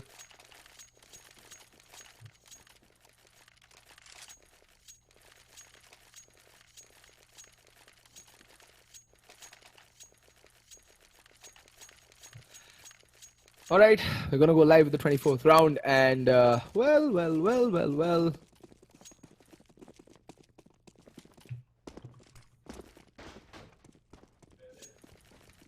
We do have a game on our hands now, folks. 10-13, D2D. With a crucial round, they really need to win this. And there we go. Blackhawk getting the first 2 kills in the round. KLND finally does put an end to his madness. But in the meantime, Criminal does decapitate Kappa. Down to a 3v3. Again, A bomb site control lost. And this time, the bomb plant going down even before the clock hits a minute 30. So, swinging on both extremes. But Hellranger, they really can get a lot of damage done. KLND does manage to find the kill onto Shabby and knows where Hellranger is playing from. Antidote, though, has to go in and make a huge difference into this round. Hell really can't afford to lose this. Giving the shoulder to KLNT and doing a lot of damage as well in return. It's down to a 3v2. Bombs ticking down. The clock is ticking down. Shabby, they don't know where he's been. You know, the kit isn't recovered yet and there's just no time and they will go for the save. They have to go for the save. They don't have the money. They'll bought down to their very last dollars. And saving 2 rifles is just not going to be enough. Game for Glory will take it to 11-13. The problem is right now that given D2D's tendency to force spy, they might just decide to force into this round. And in fact, they kind of sort of have to because they don't have the money. No one player has enough money.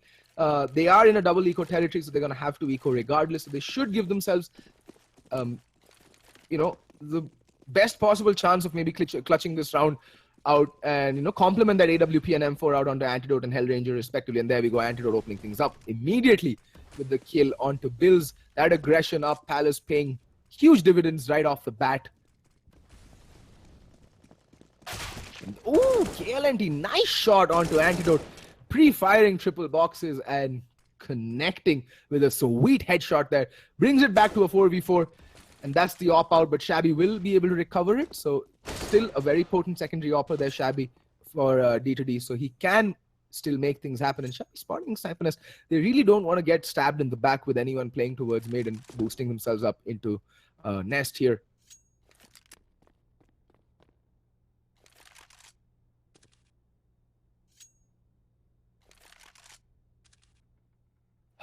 In the meantime, it is going to be a B hit, but Kappa playing a very aggressive angle.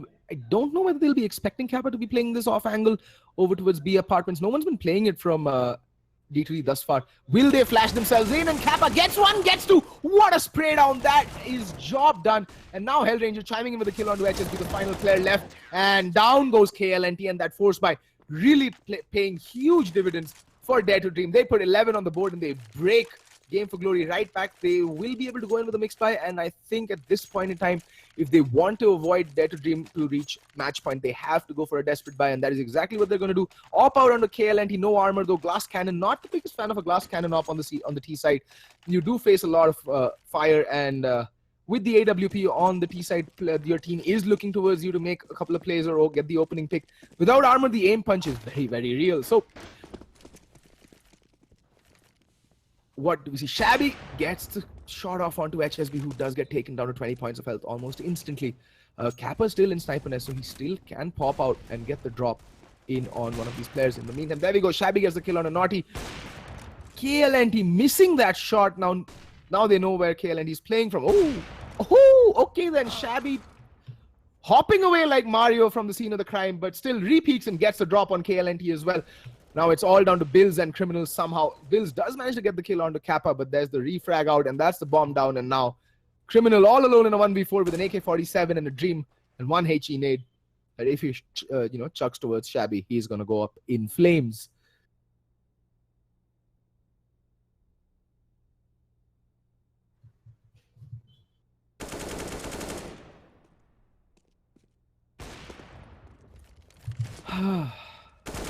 Antidote missing an uncanny miss from him, and he's going to crouch peek out. His second miss from him, really uncanny. And finally, third time's the charm for Antidote. Puts down Criminal and puts D2D on match and map point.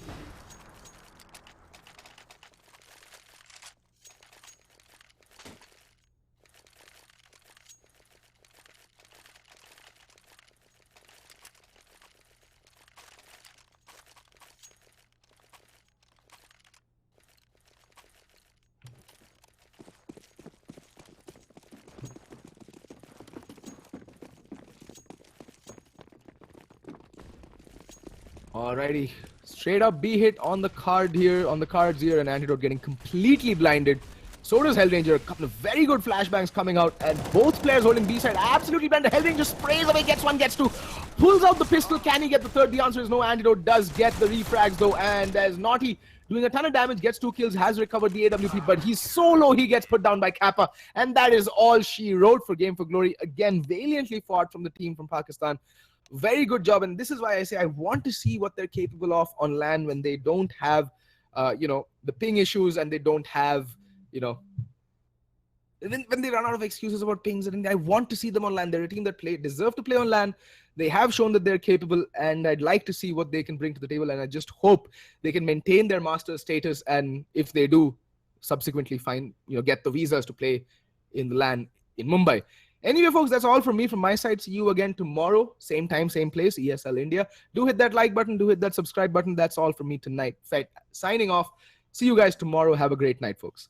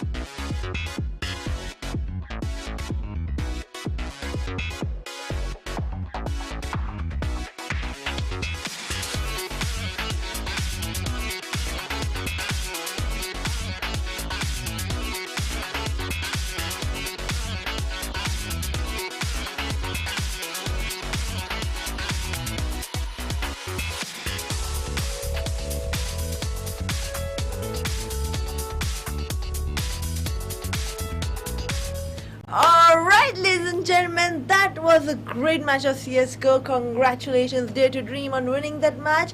Now that we are done with Clash Royale and CSGO, we are headed to the third game of the night, that is Dota 2. So before we go on and take a look at the standings, welcome everyone who have been watching us live throughout the show, and those who have joined us. You guys are here at ESL India Premiership 2017, Day 12 of Phase 3 Summer Season. And this is all brought to you by... owned by HP, HyperX, Zoe by BenQ, organized by the good folks here at Northern Gaming. I am Oren Persian Shoyari, and without any further delay, let's take a look at the standings. As you guys can clearly see in the standings for Dota 2, this master, we do have Entity Esports leading, Entity Gaming. They are leading with 18 points, while Aggressive Fires is right against them with 15 points. Buridza, Go Figure have 9 points to themselves. The Council is at 6 points, winning 2 matches out of the 5 they played. The White Unicorns are at 3 points, while 3C4DA and Guline Gaming still haven't won a single match and have 0 points to their name. Now, about today's match, let's take a look at the teams who have been playing today. Today's teams are going to be, as you guys can see, White Unicorn. White Unicorn is based from Pune. They've been playing together for the past 1 year. They have participated in a few local Dota 2 events. They did participate in the challenges last year, but they failed to make a cut.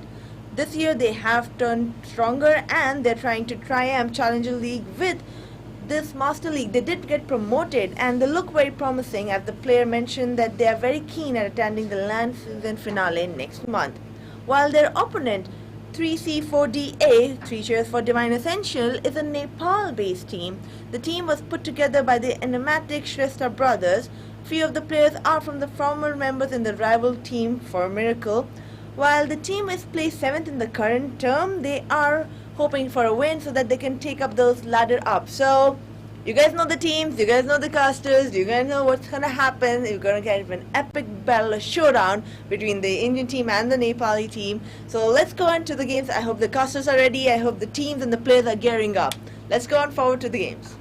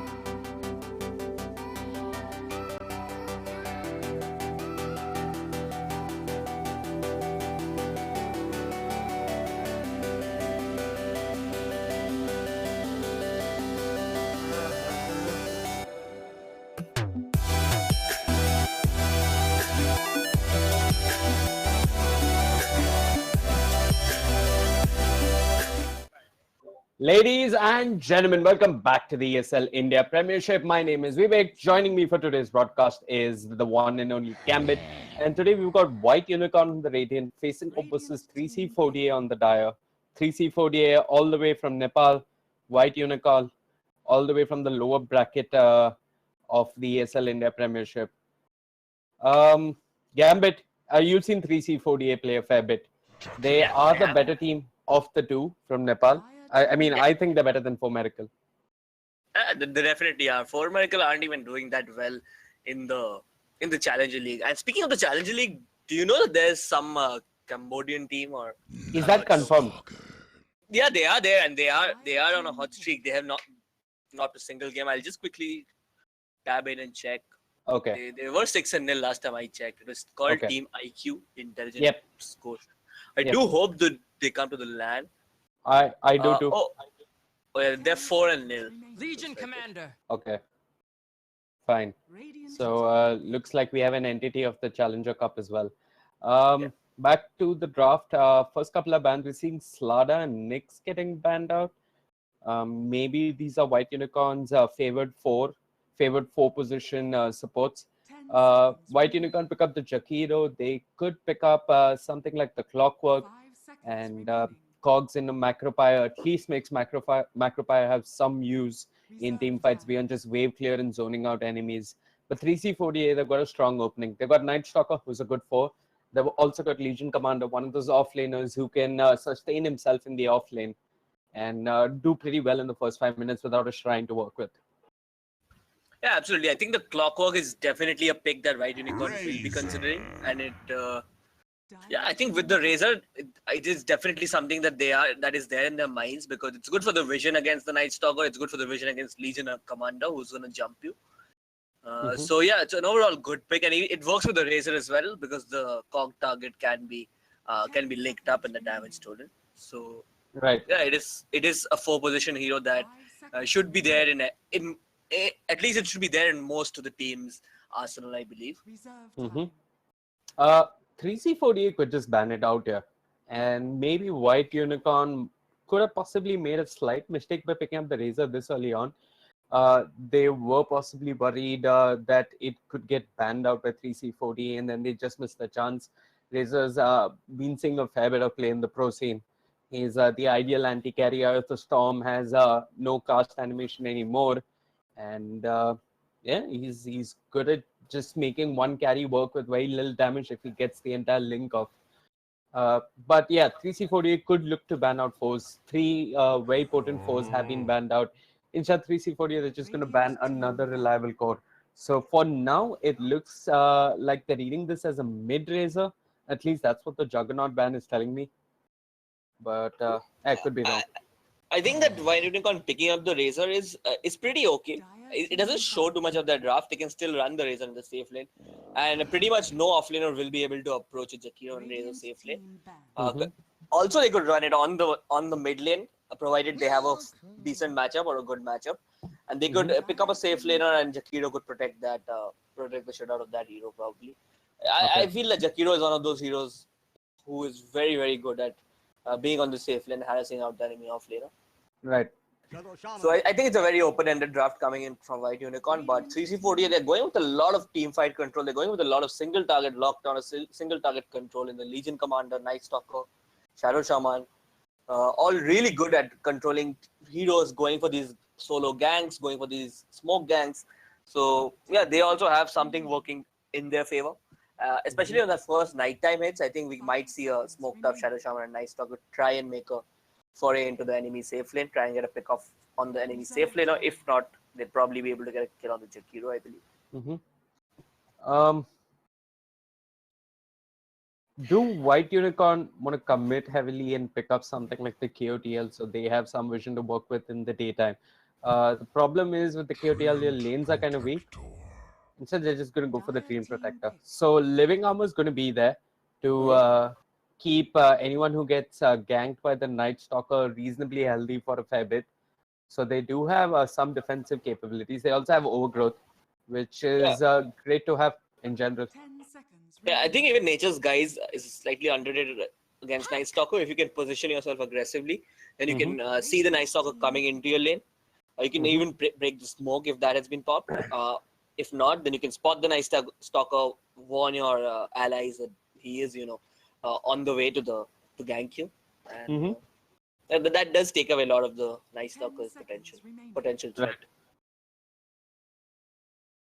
That 3C40 suddenly they pick up they're very control based. They have a lot of control in these team fights. I think it's best to White Unicorn try and isolate these team fights, because 2 or 3 heroes will get disabled by this team fight coming out from 3C40. There's that Hex, that Shackle, there's a Dream Coil, there's even that Duel, that Silence. I think it's best that White Unicorn try and dodge, because this is looking very, very scary coming out from 3C40. The lineup does have its weaknesses. They're very, very squishy, I believe. Like Legion Commander, he's a strength hero. She's a strength hero, my bad. But I feel that it's still a pretty squishy hero.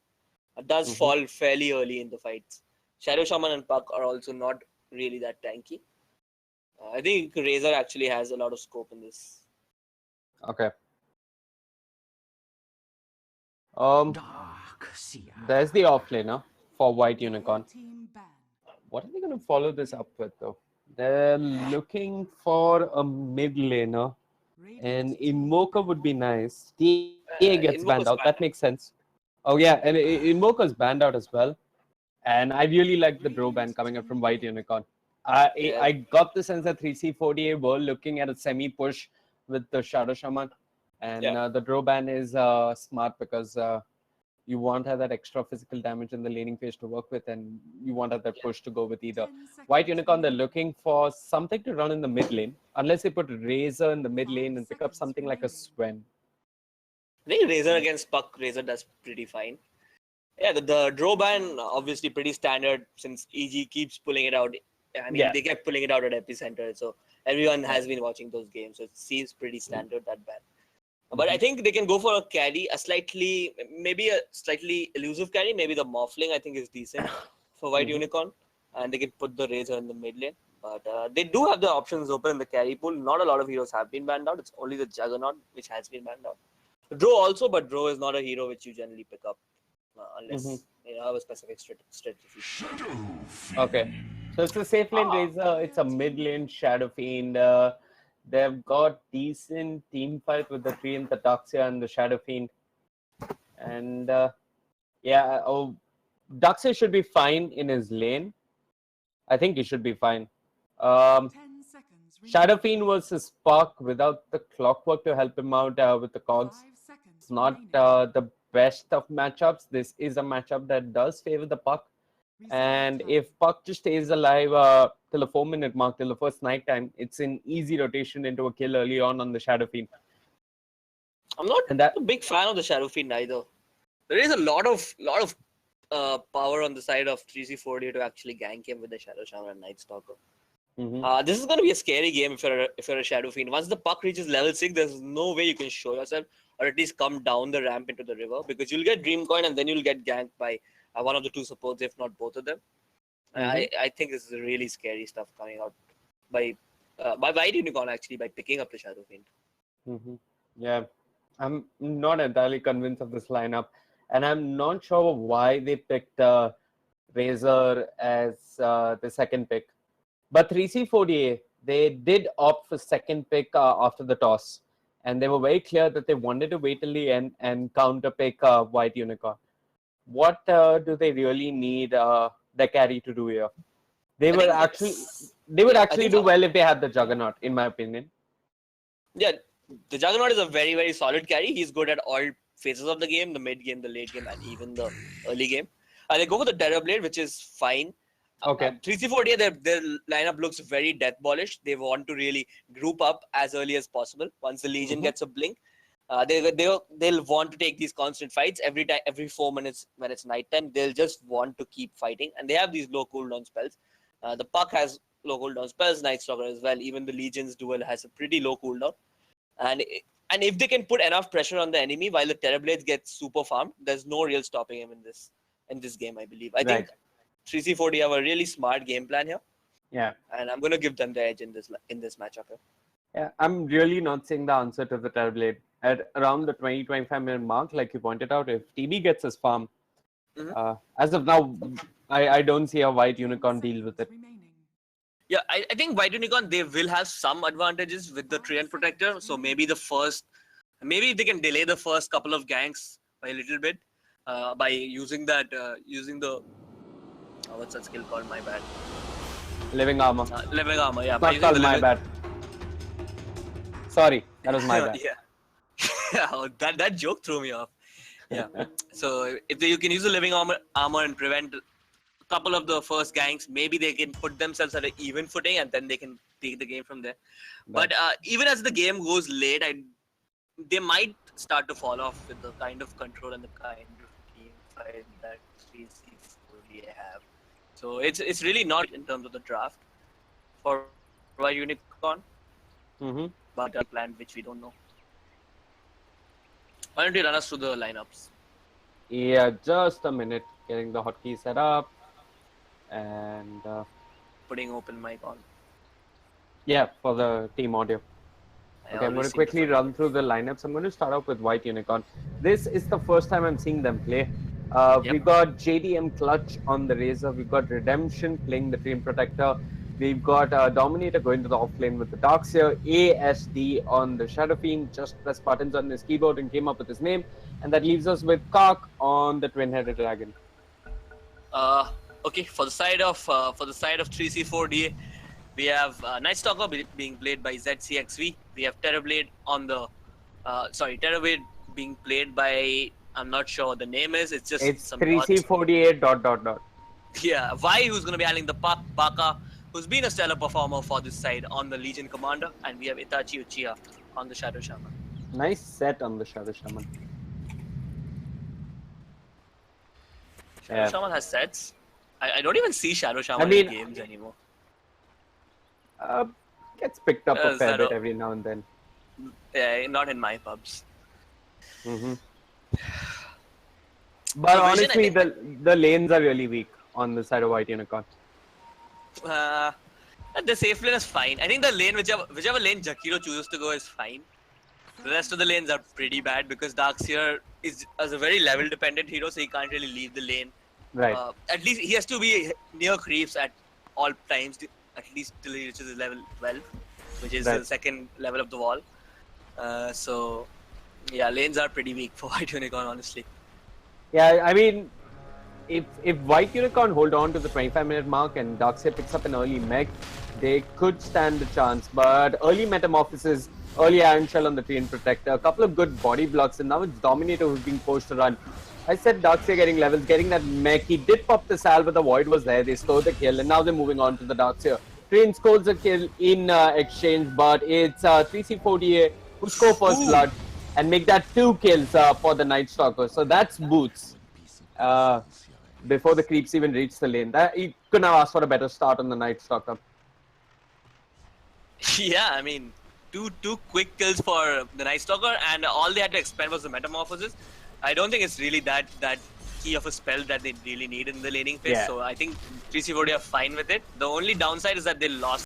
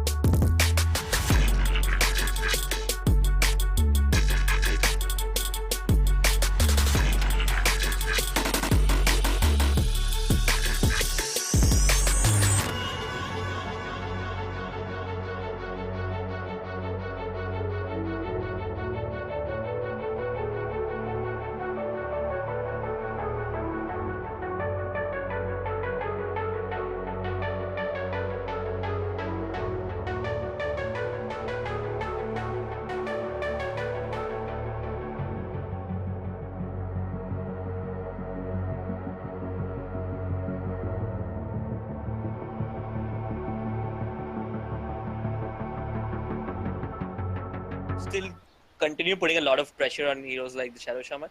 He's Yeah. gonna get Iron Shell, he's gonna use the Invis, and he's gonna just run after him. And if he gets one hit off and a lead seed, then it's a dead Shadow Shaman more or less. Because I think level 1, the shackles, they're not that. The range is such that the Iron Shell still keeps hitting you. Right. Anyway, there's that Iron Shell. The Hex was there on the train. Shackles onto the Darkseer. Train runs back in, punches the Shadow Shaman. They've got the lead seed healing them up. They score a kill. Terrorblade, no Metamorphosis to work with, and no response coming out from 3C48. I said it's White Unicorn who are going to have a tough laning phase. I'm completely wrong. I mean, I really didn't expect this tri lane coming out with the Darkseer. I think it does have its downsides because Darkseer is still pretty low level and he doesn't have a lot of farm to work with. Darkseer really doesn't do it. He won't really be joining the fights when they group up behind the park.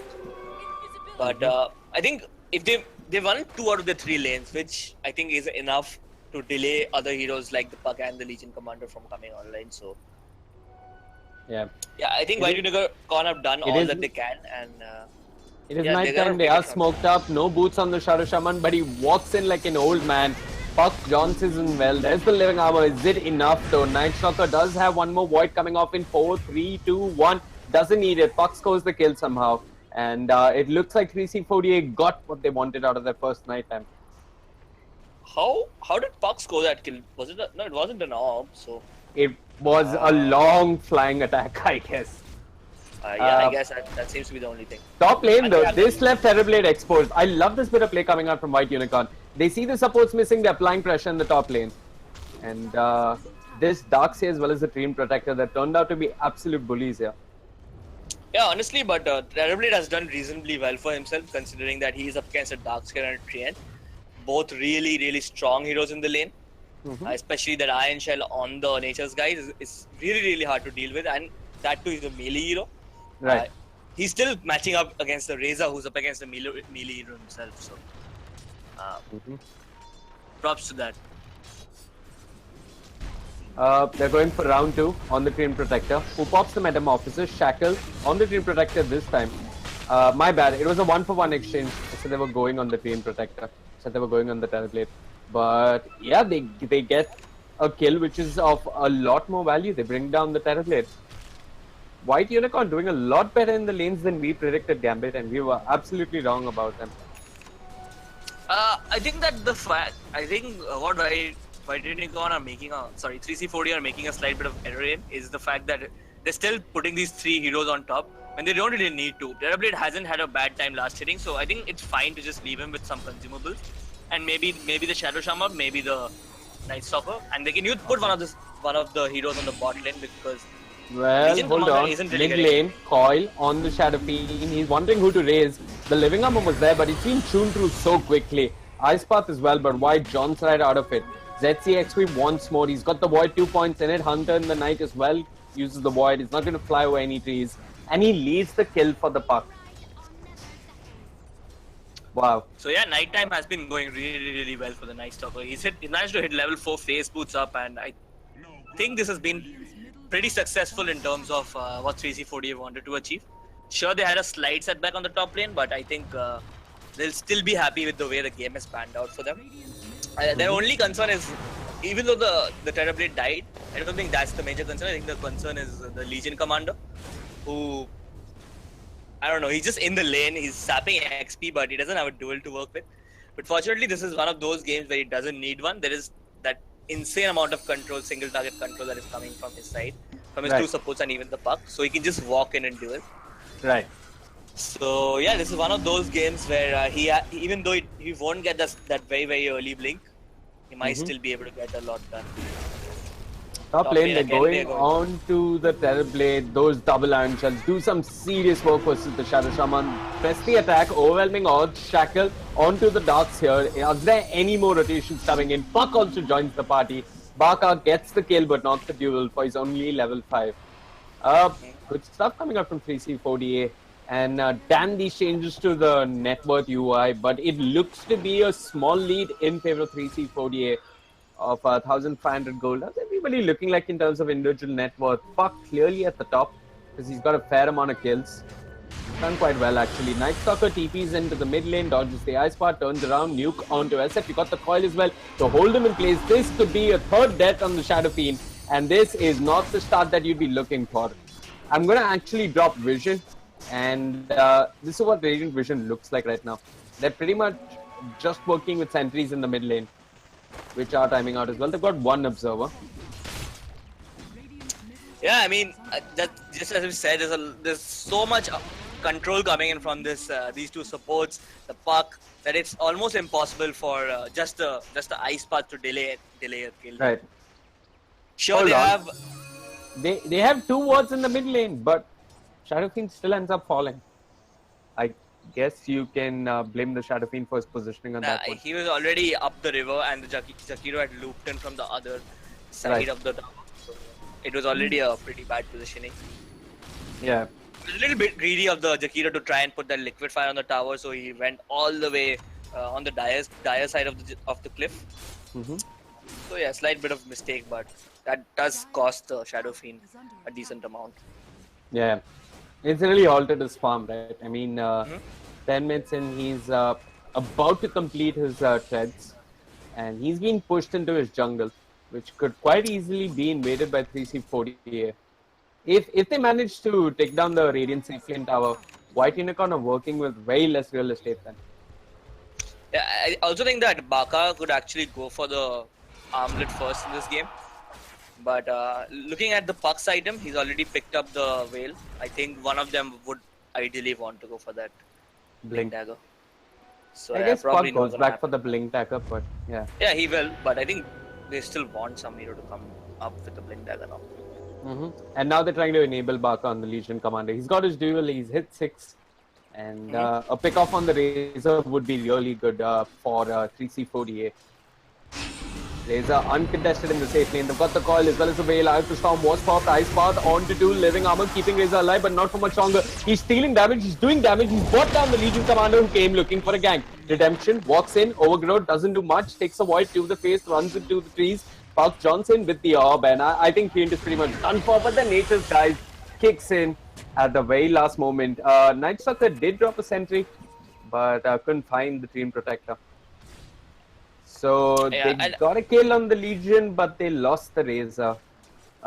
This is not worth for White Unicorn. Their cores are dying too often, in my opinion. Yeah, they definitely are, and See, these cooldowns are not so high. Puck is gonna have a dream call in 25 seconds and they're good to go again. And it's 11 minutes. 12 minutes is when we hit the second night time. Sorry, the third night time, I believe. Well, ZCXV on the Night Stalker, he's popped the Knight just to run away from the Treant and the Shadow Fiend. He hasn't got a Shrine to run right into. So it's going to be a Knight used to just disengage for the time being. Yeah, but he's got Knight coming online in about 30 seconds, so that was a really wasted darkness in my opinion. It's okay. The Nice Dog is having a pretty decent time. He's going to use the darkness to farm up a little bit. Yeah. Complete up his Urn of Shadows and then maybe use the second night time to actually put some charges into that. And with this, the Shadow Shaman also has picked up level 6. So Baka might be going down again. He drops the overwhelming odds. He's trying to run to his shrine, but Kark with the damage as well as the stolen damage from the Razor. Doing a fair bit of work. Oh, whoa. Look at this. Look at what the Terrorblade just did. What? I missed that. He was on the other side of the trees and he TP'd into the tower just for 3 last hits. Okay. That is called efficiency. And he sundered his Shadow Shaman who has to walk all the way back to base. It's like one of those memes where the support comes, you sunder him, he goes all the way back to base. Right. He didn't even give him a TP for that matter. So, relying a lot on the Shadow Shaman here. But it's okay, he's already level 6, so doesn't really matter. I wonder what's the next item that's going to prompt 3C48 to group up. Because I get the sense that the 5-man is actually stronger than that of White Unicorn. I mean, see, Puck has the blink and it is night time. Since Baka won't really get her blink this, I don't think she'll get it this night time. So I think they already have the necessary tools they need to initiate, and they shouldn't really be, stopping the tempo or kicking it back a notch because they are a death ball heavy lineup, and they would really ideally like to get the ball rolling, and they know that the Darkseer is still not in a position to come to these fights. He's not there with the mech, so I think it's fine to actually group up here. They're grouped up in the bot lane right now. They'd ideally like to get the duel on the Razor before he starts stealing damage. They start out with the silence, he's got the living armor, but look at Jakiro with the Ice Path waiting patiently. There's the duel. Razor almost ended up winning it. Kark gets the kill with the liquid fire. ZCXV chasing for more. It seems that Jakiro might just end up going down. Wanted to throw one last Ice Path, but the nukes were too much coming out from 3C48. They lost the Legion, which I think is fine, but you're getting a Razor +1. I think this is almost always worth a trade for 3C48. Top lane, Surge range creep. Oh! That was intense. Even the range creeps want to be a part of an ESL highlight reel, Gambit. I'm pretty sure that's a highlight only moment. Yeah. they want their moment of YouTube fame. Yeah. Keep us out of those Dota WTF videos where you compare us with minions. We're people who kill. Yeah, the range, that was a range creep as well, I believe. No, that was actually... Yeah, anyway, he's dying like a range creep.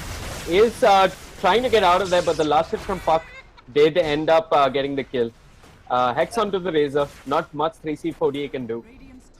I'm really surprised Shadow Shaman didn't buy the mana boots. He went for the wand and the raindrops.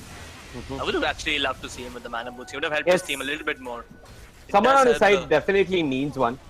But yeah, I guess Shaman is looking to farm up his gold with a couple of towers. If that's the plan. I mean, they're grouped up with the Terrorblade. They do have metamorphosis available. 1 minute of night time to go. What can 3C48 do with it?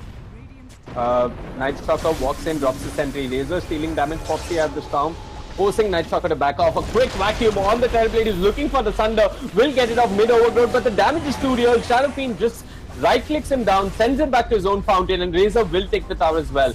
The Macropie is zoning away 3C48, and Wyatt caught in the trees, out of position. He's got the orb to work with, so he can get out of there, but he's trying to bait White Unicorn into the trees. And so much for the bait.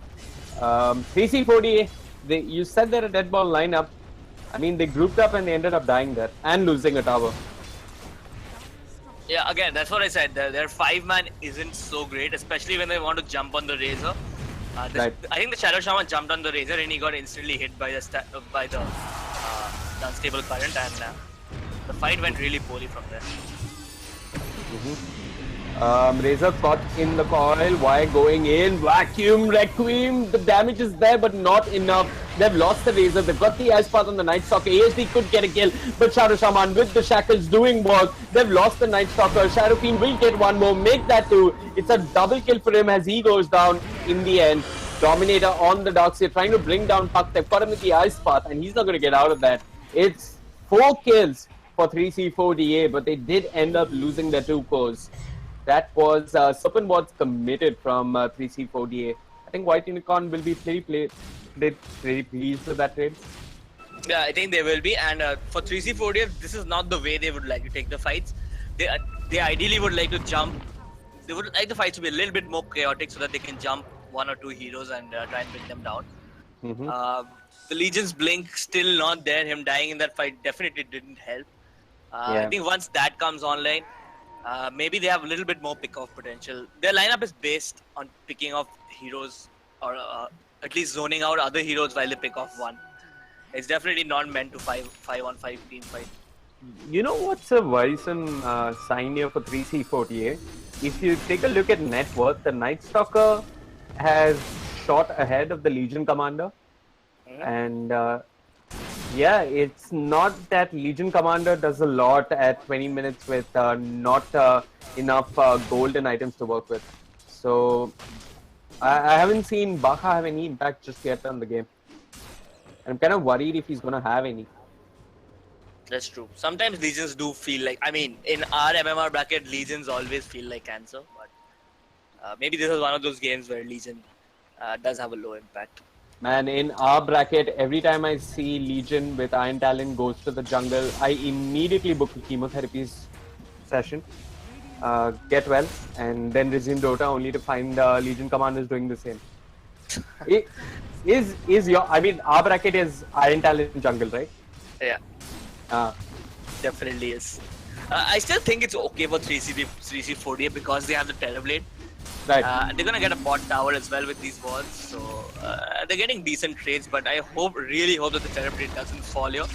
It should be the last camp. He might walk into the tree and get brought down. Ooh, this looks like a hard game. He's gonna spot out the... does get the ward off. He's got the lead seed. Are there any TP rotations coming up for 3C4DA? Puck is there with the Veil, with the Orb, with the 4-man coil. But where's the follow-up? A duel on the Team Protector. Baka opens a kill score for himself with a quick kill. Requiem unloaded. But why? I mean, ... on the Dream just swaps the HP with the Sunder. He's trying to get out of there. Here comes Razor stealing damage, doing his thing, managing to bring down the Shadow Shaman. And yeah.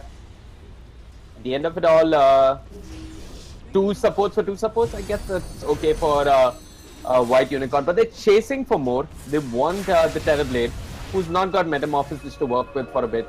And you said they're making trades, but these don't seem like fair trades to me. It's definitely not. White Unicorn are doing the right thing by taking the fight on their terms. They're taking the fight wherever they want to. And that's really putting 3C4D at a disadvantage. They want to be the ones jumping, and Legion Commander with the blink, he managed to get one duel off this time, but yeah, it's still not looking like the ideal team fight they would like to have. Right. The vacuum wall and the Requiem is still doing a significant amount of damage, and that is not something they're able to deal with at this point of the game. Yeah, I mean, if you take a look at draft, at the respective drafts, I mean, White Unicorn do have more team fight with the Treant, with the Shadow Fiend, and with the Darkseer. While, like you pointed out in the draft phase itself, 3C4DA, they've got a lot of single hero control. And it looks like they're going to play to their strengths. They've got the Razor with the Coil, with the Veil, Unstable Current doing its thing, Silence Off with the Crippling Fear or the Waning Rift. I'm not sure, but it doesn't make a difference because they finally get the kill on the Razor. They should ideally be looking to do this with the Legion, who's been vacuumed into an Ice Path, pops the press the attack, wants to TP out of there, but ASD with the Hurricane Pike comes in aggressively, gets a raise off, gets a kill. Legion for Razor. I think that's a fair trade. And more than anything, I think it was Night Stalker who got the kill on the Razor, which puts him at 2 components into his Aghanim Scepter. Aghanim Scepter is definitely one of the biggest power spikes in the game for any hero on any item, I believe. So yeah, he's not too far away from it. Yeah. Wow. What? I was disconnected from the server. So you're not in the game. I just got disconnected from the server. Anyways, I've reconnected. Production, if my camera is not coming through, do let me know. I have come back into the game. Gambit? Yeah, Oh, you're there. I'm in the game as well.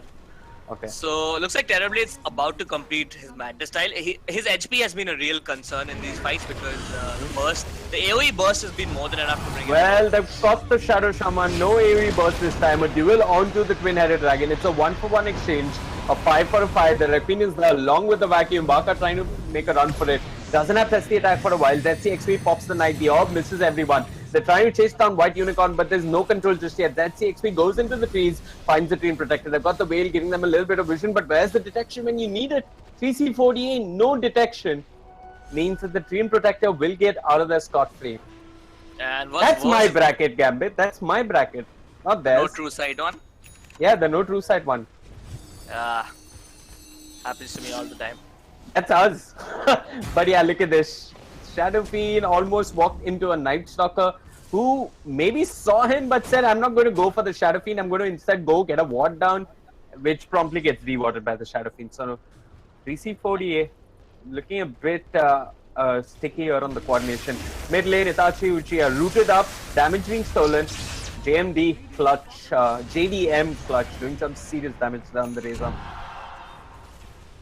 Yeah, I mean, what was most unfortunate in that fight was the fight didn't take place near a tower, so 3C40 couldn't really move and get an objective, even though they had Metamorphosis. But they're looking to pressure the other lanes, which means that the rest of the White Unicorn lineup will have to come back. I mean, but I think this is the time when teams look towards Rosh, but still no Mantis style on the Terrorblade means that 3C40 they're still lacking a little bit of firepower on this Terrorblade. You know what? I honestly understand and respect the axe pickup on the Night Stalker, but I honestly think this is one of those games. I'm going to come back to that because they've got the puck healed up. The overgrowth was thrown, catches no one. They're waiting with the razors. The Eye of the Storm is there. Why? Wait, his blink was a cooldown. He could have blinked out of the phase shift. I'm pretty sure. I think I'm not sure what happened. He could have. I mean, you still can blink out of phase shift if people are waiting with razors and whatnot. Yeah. He's not watching enough Sumail. But yeah, damn, I lost my train of thought.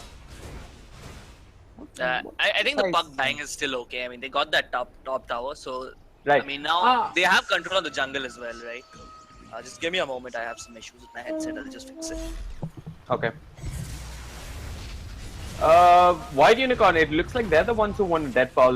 They've got the Dragon Lance as well as the Yasha, even the Midas on the Razor to make sure that he's relevant in the late game. They've got a Medallion, so some effective cheap armor to work with.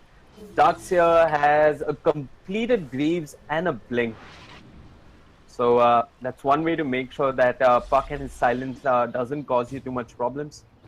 And just get rid of the Waning Rift, if I'm not mistaken. Terrorblade, I think towards a Manta style. Not doing too bad actually. Yeah, any type of heal against the lineup which 3C40 have is going to be good because they are so single target focused that once they drop their spells, they really have nothing to work with. And if there's a heal following the damage, it's going to make White Unicorn's lineup very, very strong. Right. Yeah, so about the itemization on the Night Stalker, like I see the value and how lucrative Ags is, but it's not like you're losing team fights because you're not working with enough vision. I'm honestly wondering if this could have been one of those games where he went for a Heaven's Halberd on the Night Stalker, considering that most of Razor's damage is physical and there's nothing he can do to dispel off the Heaven's Halberd. But it might be too late in hindsight. White Unicorn then moved into the Rosh pit. But this might be a trade that they might have to make for that bottom tier 3. If that does fall, the shrines will be up for the taking. I think it's better to give up Rosh and defend your tier 3. Well, Baka is hanging around the cliff. Is he thinking of a steal? Drops the Presty attack. with the overwhelming odds. He's got the duel on ASD. ASD trying his best. Roshan joining in on the action. It could have been a duel that Roshan won, but the Requiem is there. Shadow Fiend picks up the Aegis. 3C4DA came back to fight around the Rosh pit. In fact, they just end up losing multiple heroes. The Terrorblade is there, walks through a wall, fighting his own illusions, not doing too much. This is not how you want to fight on the Rosh pit, and heck, they even cut the puck out, who did manage to bring down the Razor. Terrorblade doing some work onto the Dream Protector. Both teams are going at each other time and time again, but yes, White Unicorn, they got the Aegis, they held on to the tier 3, and all they lost was the Razor, so I guess they take that. Was that dual damage on the Shadow Fiend? Yeah, I believe it was. Yeah, he got 14 dual damage for that as well. So. Yeah, in the middle of the fight, Roshan said, guys, even I want to play this game called Dota. I'm going to join your duel, and he started backing away on the Legion Commander. Yeah. Yeah. I couldn't catch if he had popped the Blade Mill, but I think he did because the Shadow Fiend was falling pretty quickly in that duel. So Baga maybe a little bit unlucky with the Roshan hitting him. But he's really struggling at the point in terms of his items and in terms of his scaling. He doesn't have a lot to work with. Maybe a BKB would do him good at this point. Yeah. But we can also see that Heaven's Albert. Basically, he needs to tank up a little bit more. Right. Making good progress towards his Blink Dagger. White Unicorn aren't doing too shabby. They weren't too affected by the Terrorblade, but it could also be worth noting that the Terrorblade did join the party a bit too late. And he wasn't there to dish out damage when his team needed him. Yeah, again, I'm not too sure how used to they're playing with Trian, because at this point, he should be healing up that bot tower, but he's not. He's still sitting at 1/4 HP, 2/3 HP, I would say. Yeah, he's got living armor of cooldown. It would do well to heal up the tier 3. But White Unicorn, the ping does come out. Yeah. So you got a push coming up from the Puck, who's got a TP, the Night Stalker who has a TP as well, and he's getting rather desperate for Zags. He's almost done. White Unicorn, are they going to come back to defend? They've got the living armor, but it's not enough for these two heroes. Darkseer jumps in, vacuum onto 2. A phase shift, but maybe a second too late. Meanwhile, Trian getting a deep ward planted. Looks like top lane is on the agenda for White Unicorn.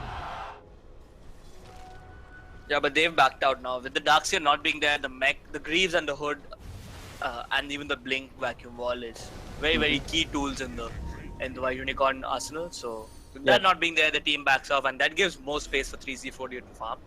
Right. And sure, they had a death ball lineup which kind of didn't work out, but they still have decent amount of late game. They still have decent amount of control, and there's no real BKB pickup coming out yet. Shadow Fiend does have one in his stash. Razor doesn't. Razor also has one queued up in his inventory. So okay, maybe the team fight won't really fall off that badly. But it does mean that there is more room for the Terrorblade to grow, and Terrorblade is a hero that they're not really equipped to deal with. There's no room for the Shadow Shaman. Can't go into his own jungle to get some wards planted. But he's got the Arcane Boots. He's also got a gem. So maybe now they won't be falling to the Dream Protector. Yeah, I think the gem should be handed over to the Night Stalker as well. Yep, does Night Stalker have Zags? Yes, he does. So all that extra flying vision to work with. Meanwhile, Y getting chased. Ice Spark will clip, but is there any follow-up damage coming out? They've got the 8 hours to hold him in place. He's trying to jaunt out of it. Will be successful. Yeah, I also think 3C4DA are making a slight bit of mistake with the way they're doing the split push. I'm not sure why Puck is the hero who's doing the split push. Not really good at dealing tower damage. It should rather be the Puck defending the high ground, throwing away those orbs and getting rid of the creep wave. While the Shadow Shaman can actually go and drop the walls and he can at least threaten more than a Puck can when you're doing a base race kind of scenario. A Rax race more like. I don't know what's the plan here for 3C4DA. Puck is far away from his tower. He does have a TP. So White Unicorn do know what's up. There comes the orb from the Puck. Off to the side, not connecting on anyone. They've got the illusions coming up from the Shadow Fiend, who does have a completed Manta strike. Quick silence onto the Shadow Fiend. The reaction was late from the Grafito, but the vacuum wall is there. Puck fueled up, dropping low. Shadow Shaman drops the shackle onto the Shadow Fiend, but will end up going down to the Razor, who was dueled up and brought down with the physical damage coming out from the Terrorblade. He's got a BKB to work with. He doesn't care about the Requiem. The damage reduction is there. but he takes more damage than he reduces, and it looks like he might just end up going down a second time. He's Surge trying to run away. The Macropie is zoning away 3C4DA. ZCXV on the Night Stalker does have vision, is quite tempted to give chase. They are fighting with a man advantage. Actually, it's just 4v4. And Legion, once again with the duel right on point, did manage to bring down the Razor. Yeah, I think that's a fight 3C4D are more than going to be happy with. They lost a Shadow Shaman who at this point is a hero worth sacrificing, doesn't really have any items to work with, and it's not like that they're giving him any farm priority. It's not like that this is an AUI Shadow Shaman who farms and split pushes the entire game. Well, it's a dead Treant Protector, that's for sure, and it's more dual damage going in favor of the Legion Commander. She's building into a Heaven's Halberd after all. Yeah, already this Gem and Aghanim Scepter pick-off is giving dividends. It helps the LC with one more dual damage, and slowly his damage is racking up. He's queued up the Heaven's Halberd as well, the Legion Commander. So that's going to be a little bit more HP to work with. And now with no Aegis on the Shadow Fiend, pressuring the lanes and at least threatening high ground is going to be really tough for White Unicorn. Right. It's fair to say that it's safe to say that 3C4D have actually pulled back quite a decent bit into the game. How are we looking in terms of net worth? White Unicorn still leading by 7,500, but I think 3C4D are still in the game by a decent margin here. They're doing quite well. That last team fight shows that they do have the damage to deal with the Razor. But without a Terrorblade, I don't think 3C4DA have enough to bring down the cores on the side of White Unicorn. Yeah, but he has a BKB now, so bringing him down is not so easy as well. Right. Puck skipping the wave, Night Stalker hanging in the trees, Darkseer jumps in, he's thinking about the vacuum, will connect only on Y. Night Ping popped immediately, a silence to push back the Darkseer. 3C4DA back off for the time being. White Unicorn do have backup on the way, but 3C4DA, they're not pushing their luck. Just going to back off. You want to be as effective as possible with the nighttime and the extra vision coming up from the Ag Scepter. But I really like how White Unicorn is responding to this. They do need to 5-man because any Aurora position could be easy pickings for the Night Stalker and the Legion Commander. Yeah, but it's so unfair to be actually 5-manning against Aghanim's Gem Night Stalker because all your movements get spotted out and there's really nothing you can do. It's not like they have a hero who can jump. They have a Blink Dagger on the Darkseer. They have a Blink on the Treant also. Yeah, but they don't really have the vision on the enemy to actually jump them. Well, Treant, this is 33 minutes. Everybody's got vision to see you now. But there was a vacuum coming out from the Darkseer. They are stealing damage from the Night Stalker. A coil being dropped to hold off the offense coming out from White Unicorn. So coil used defensively. Baka out of position. Lead seed coming out from Redemption on the Treant Protector. Plus the attack will keep him alive. He blinks right back into White Unicorn. Does get caught by the Plasma Field. Rod of Atos coming out from the Twin-Headed Dragon. And that's going to be an easy kill. 67 seconds. No Legion Commander. He has buyback. But can 3C4DA hold high ground? I think there's a bit of a mistake going for that movement there. He could have gone the other side and he would have been perfectly alright. But I think his TP was cooled down and he really wants to get back to base. Well, the wards have been dropped, but the tower's fallen as well. And now they're just farming these wards. Puck doesn't have the coil. TV does have the metamorphosis. He's got the metamorphosis. I think White Unicorn did reasonably well. They got the tier 3. This opens up the shrines. They haven't got any Aegis to work with. The next Roshan will have cheese as well. Yeah, it's been a difficult game for the Ooh, Redemption jumps in with the root and immediate Yule Scepter comes up from the Puck, but there's an Ice Spark waiting for him. Night Stalker, what's he doing? Getting some vision back, but he's lost his friend in the Puck. And he's also losing his rack. 73 seconds, no Puck, no Mars Serpent wards. And 3C4DA not looking that good right now. They moved on to the mid tower on the side of White Unicorn. Yeah, Treant with the blink, making the plays, initiating first side. Shadow Shaman trying his best to clear the wave. There isn't much of a wave. White Unicorn is just going to work on the racks. Here's the metamorphosis from the tablet. There's a silence onto the Razor. He pops his BKB. The wall is there. Catches 3 members of 3C4DA. The duel is there from Baka. But the Requiem makes sure that the Legion Commander will fall. Terrorblade will fall as well. Razor as well as the Shadow Fiend teaming up, doing a fair bit of damage. There's a gem on the deck. And possibly 3C4DA have lost the game. I'm not sure they're going to buy back, but it's a Terrorblade without metamorphosis. Yeah, the GG well played is called. Yeah, I mean, 3C40, they had things going for them, but I think it's safe to say that they kind of threw what they had, especially the Legion Commander who didn't have the best game. Yeah. I think if he had just gone back to the jungle, because it's not like he was preventing the Razor from farming. If he had gone to the jungle and picked up an earlier Blink Dagger, 3C40 would have had it in the bag, but small mistakes do cost them the game, and yeah, White Unicorn pick up a victory. Yeah, the second phase Razor pickup ended up working for White Unicorn. It goes to show how difficult it can be for any offlaner just to survive versus a Razor in the safe lane. Good stuff coming up from White Unicorn. We were sort of skeptical of the draft. It was unconventional to some extent, but the Darkseer and the Team Protector made it work. Anyway, folks, that's it as far as the broadcast is concerned for today. My name is Vivek. With me is Gambit. And we'll be back for some more Dota 2 action tomorrow. Adios and good night.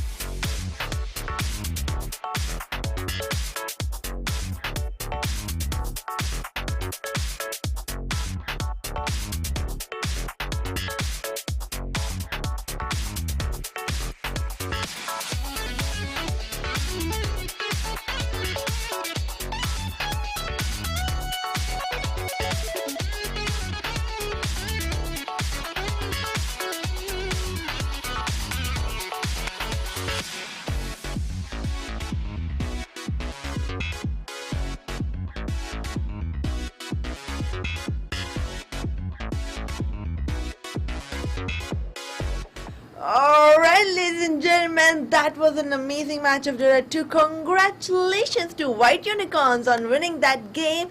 And with that, we have to come to an end on today's games. And thank you everyone who have been following us. You guys have been a brilliant audience. I hope you guys enjoyed, but that's not the end. We will be back again tomorrow with brand new matches for you guys. This is Oren Pershimia signing off from ESL India Premiership 2017. Day 12 on the Phase 3 of summer season, sponsored by Omen by HP, HyperX, Zoeva BenQ, and brought to you by the good folks here at Nodwin Gaming. So good night people, thank you for joining us, and we'll see you again tomorrow.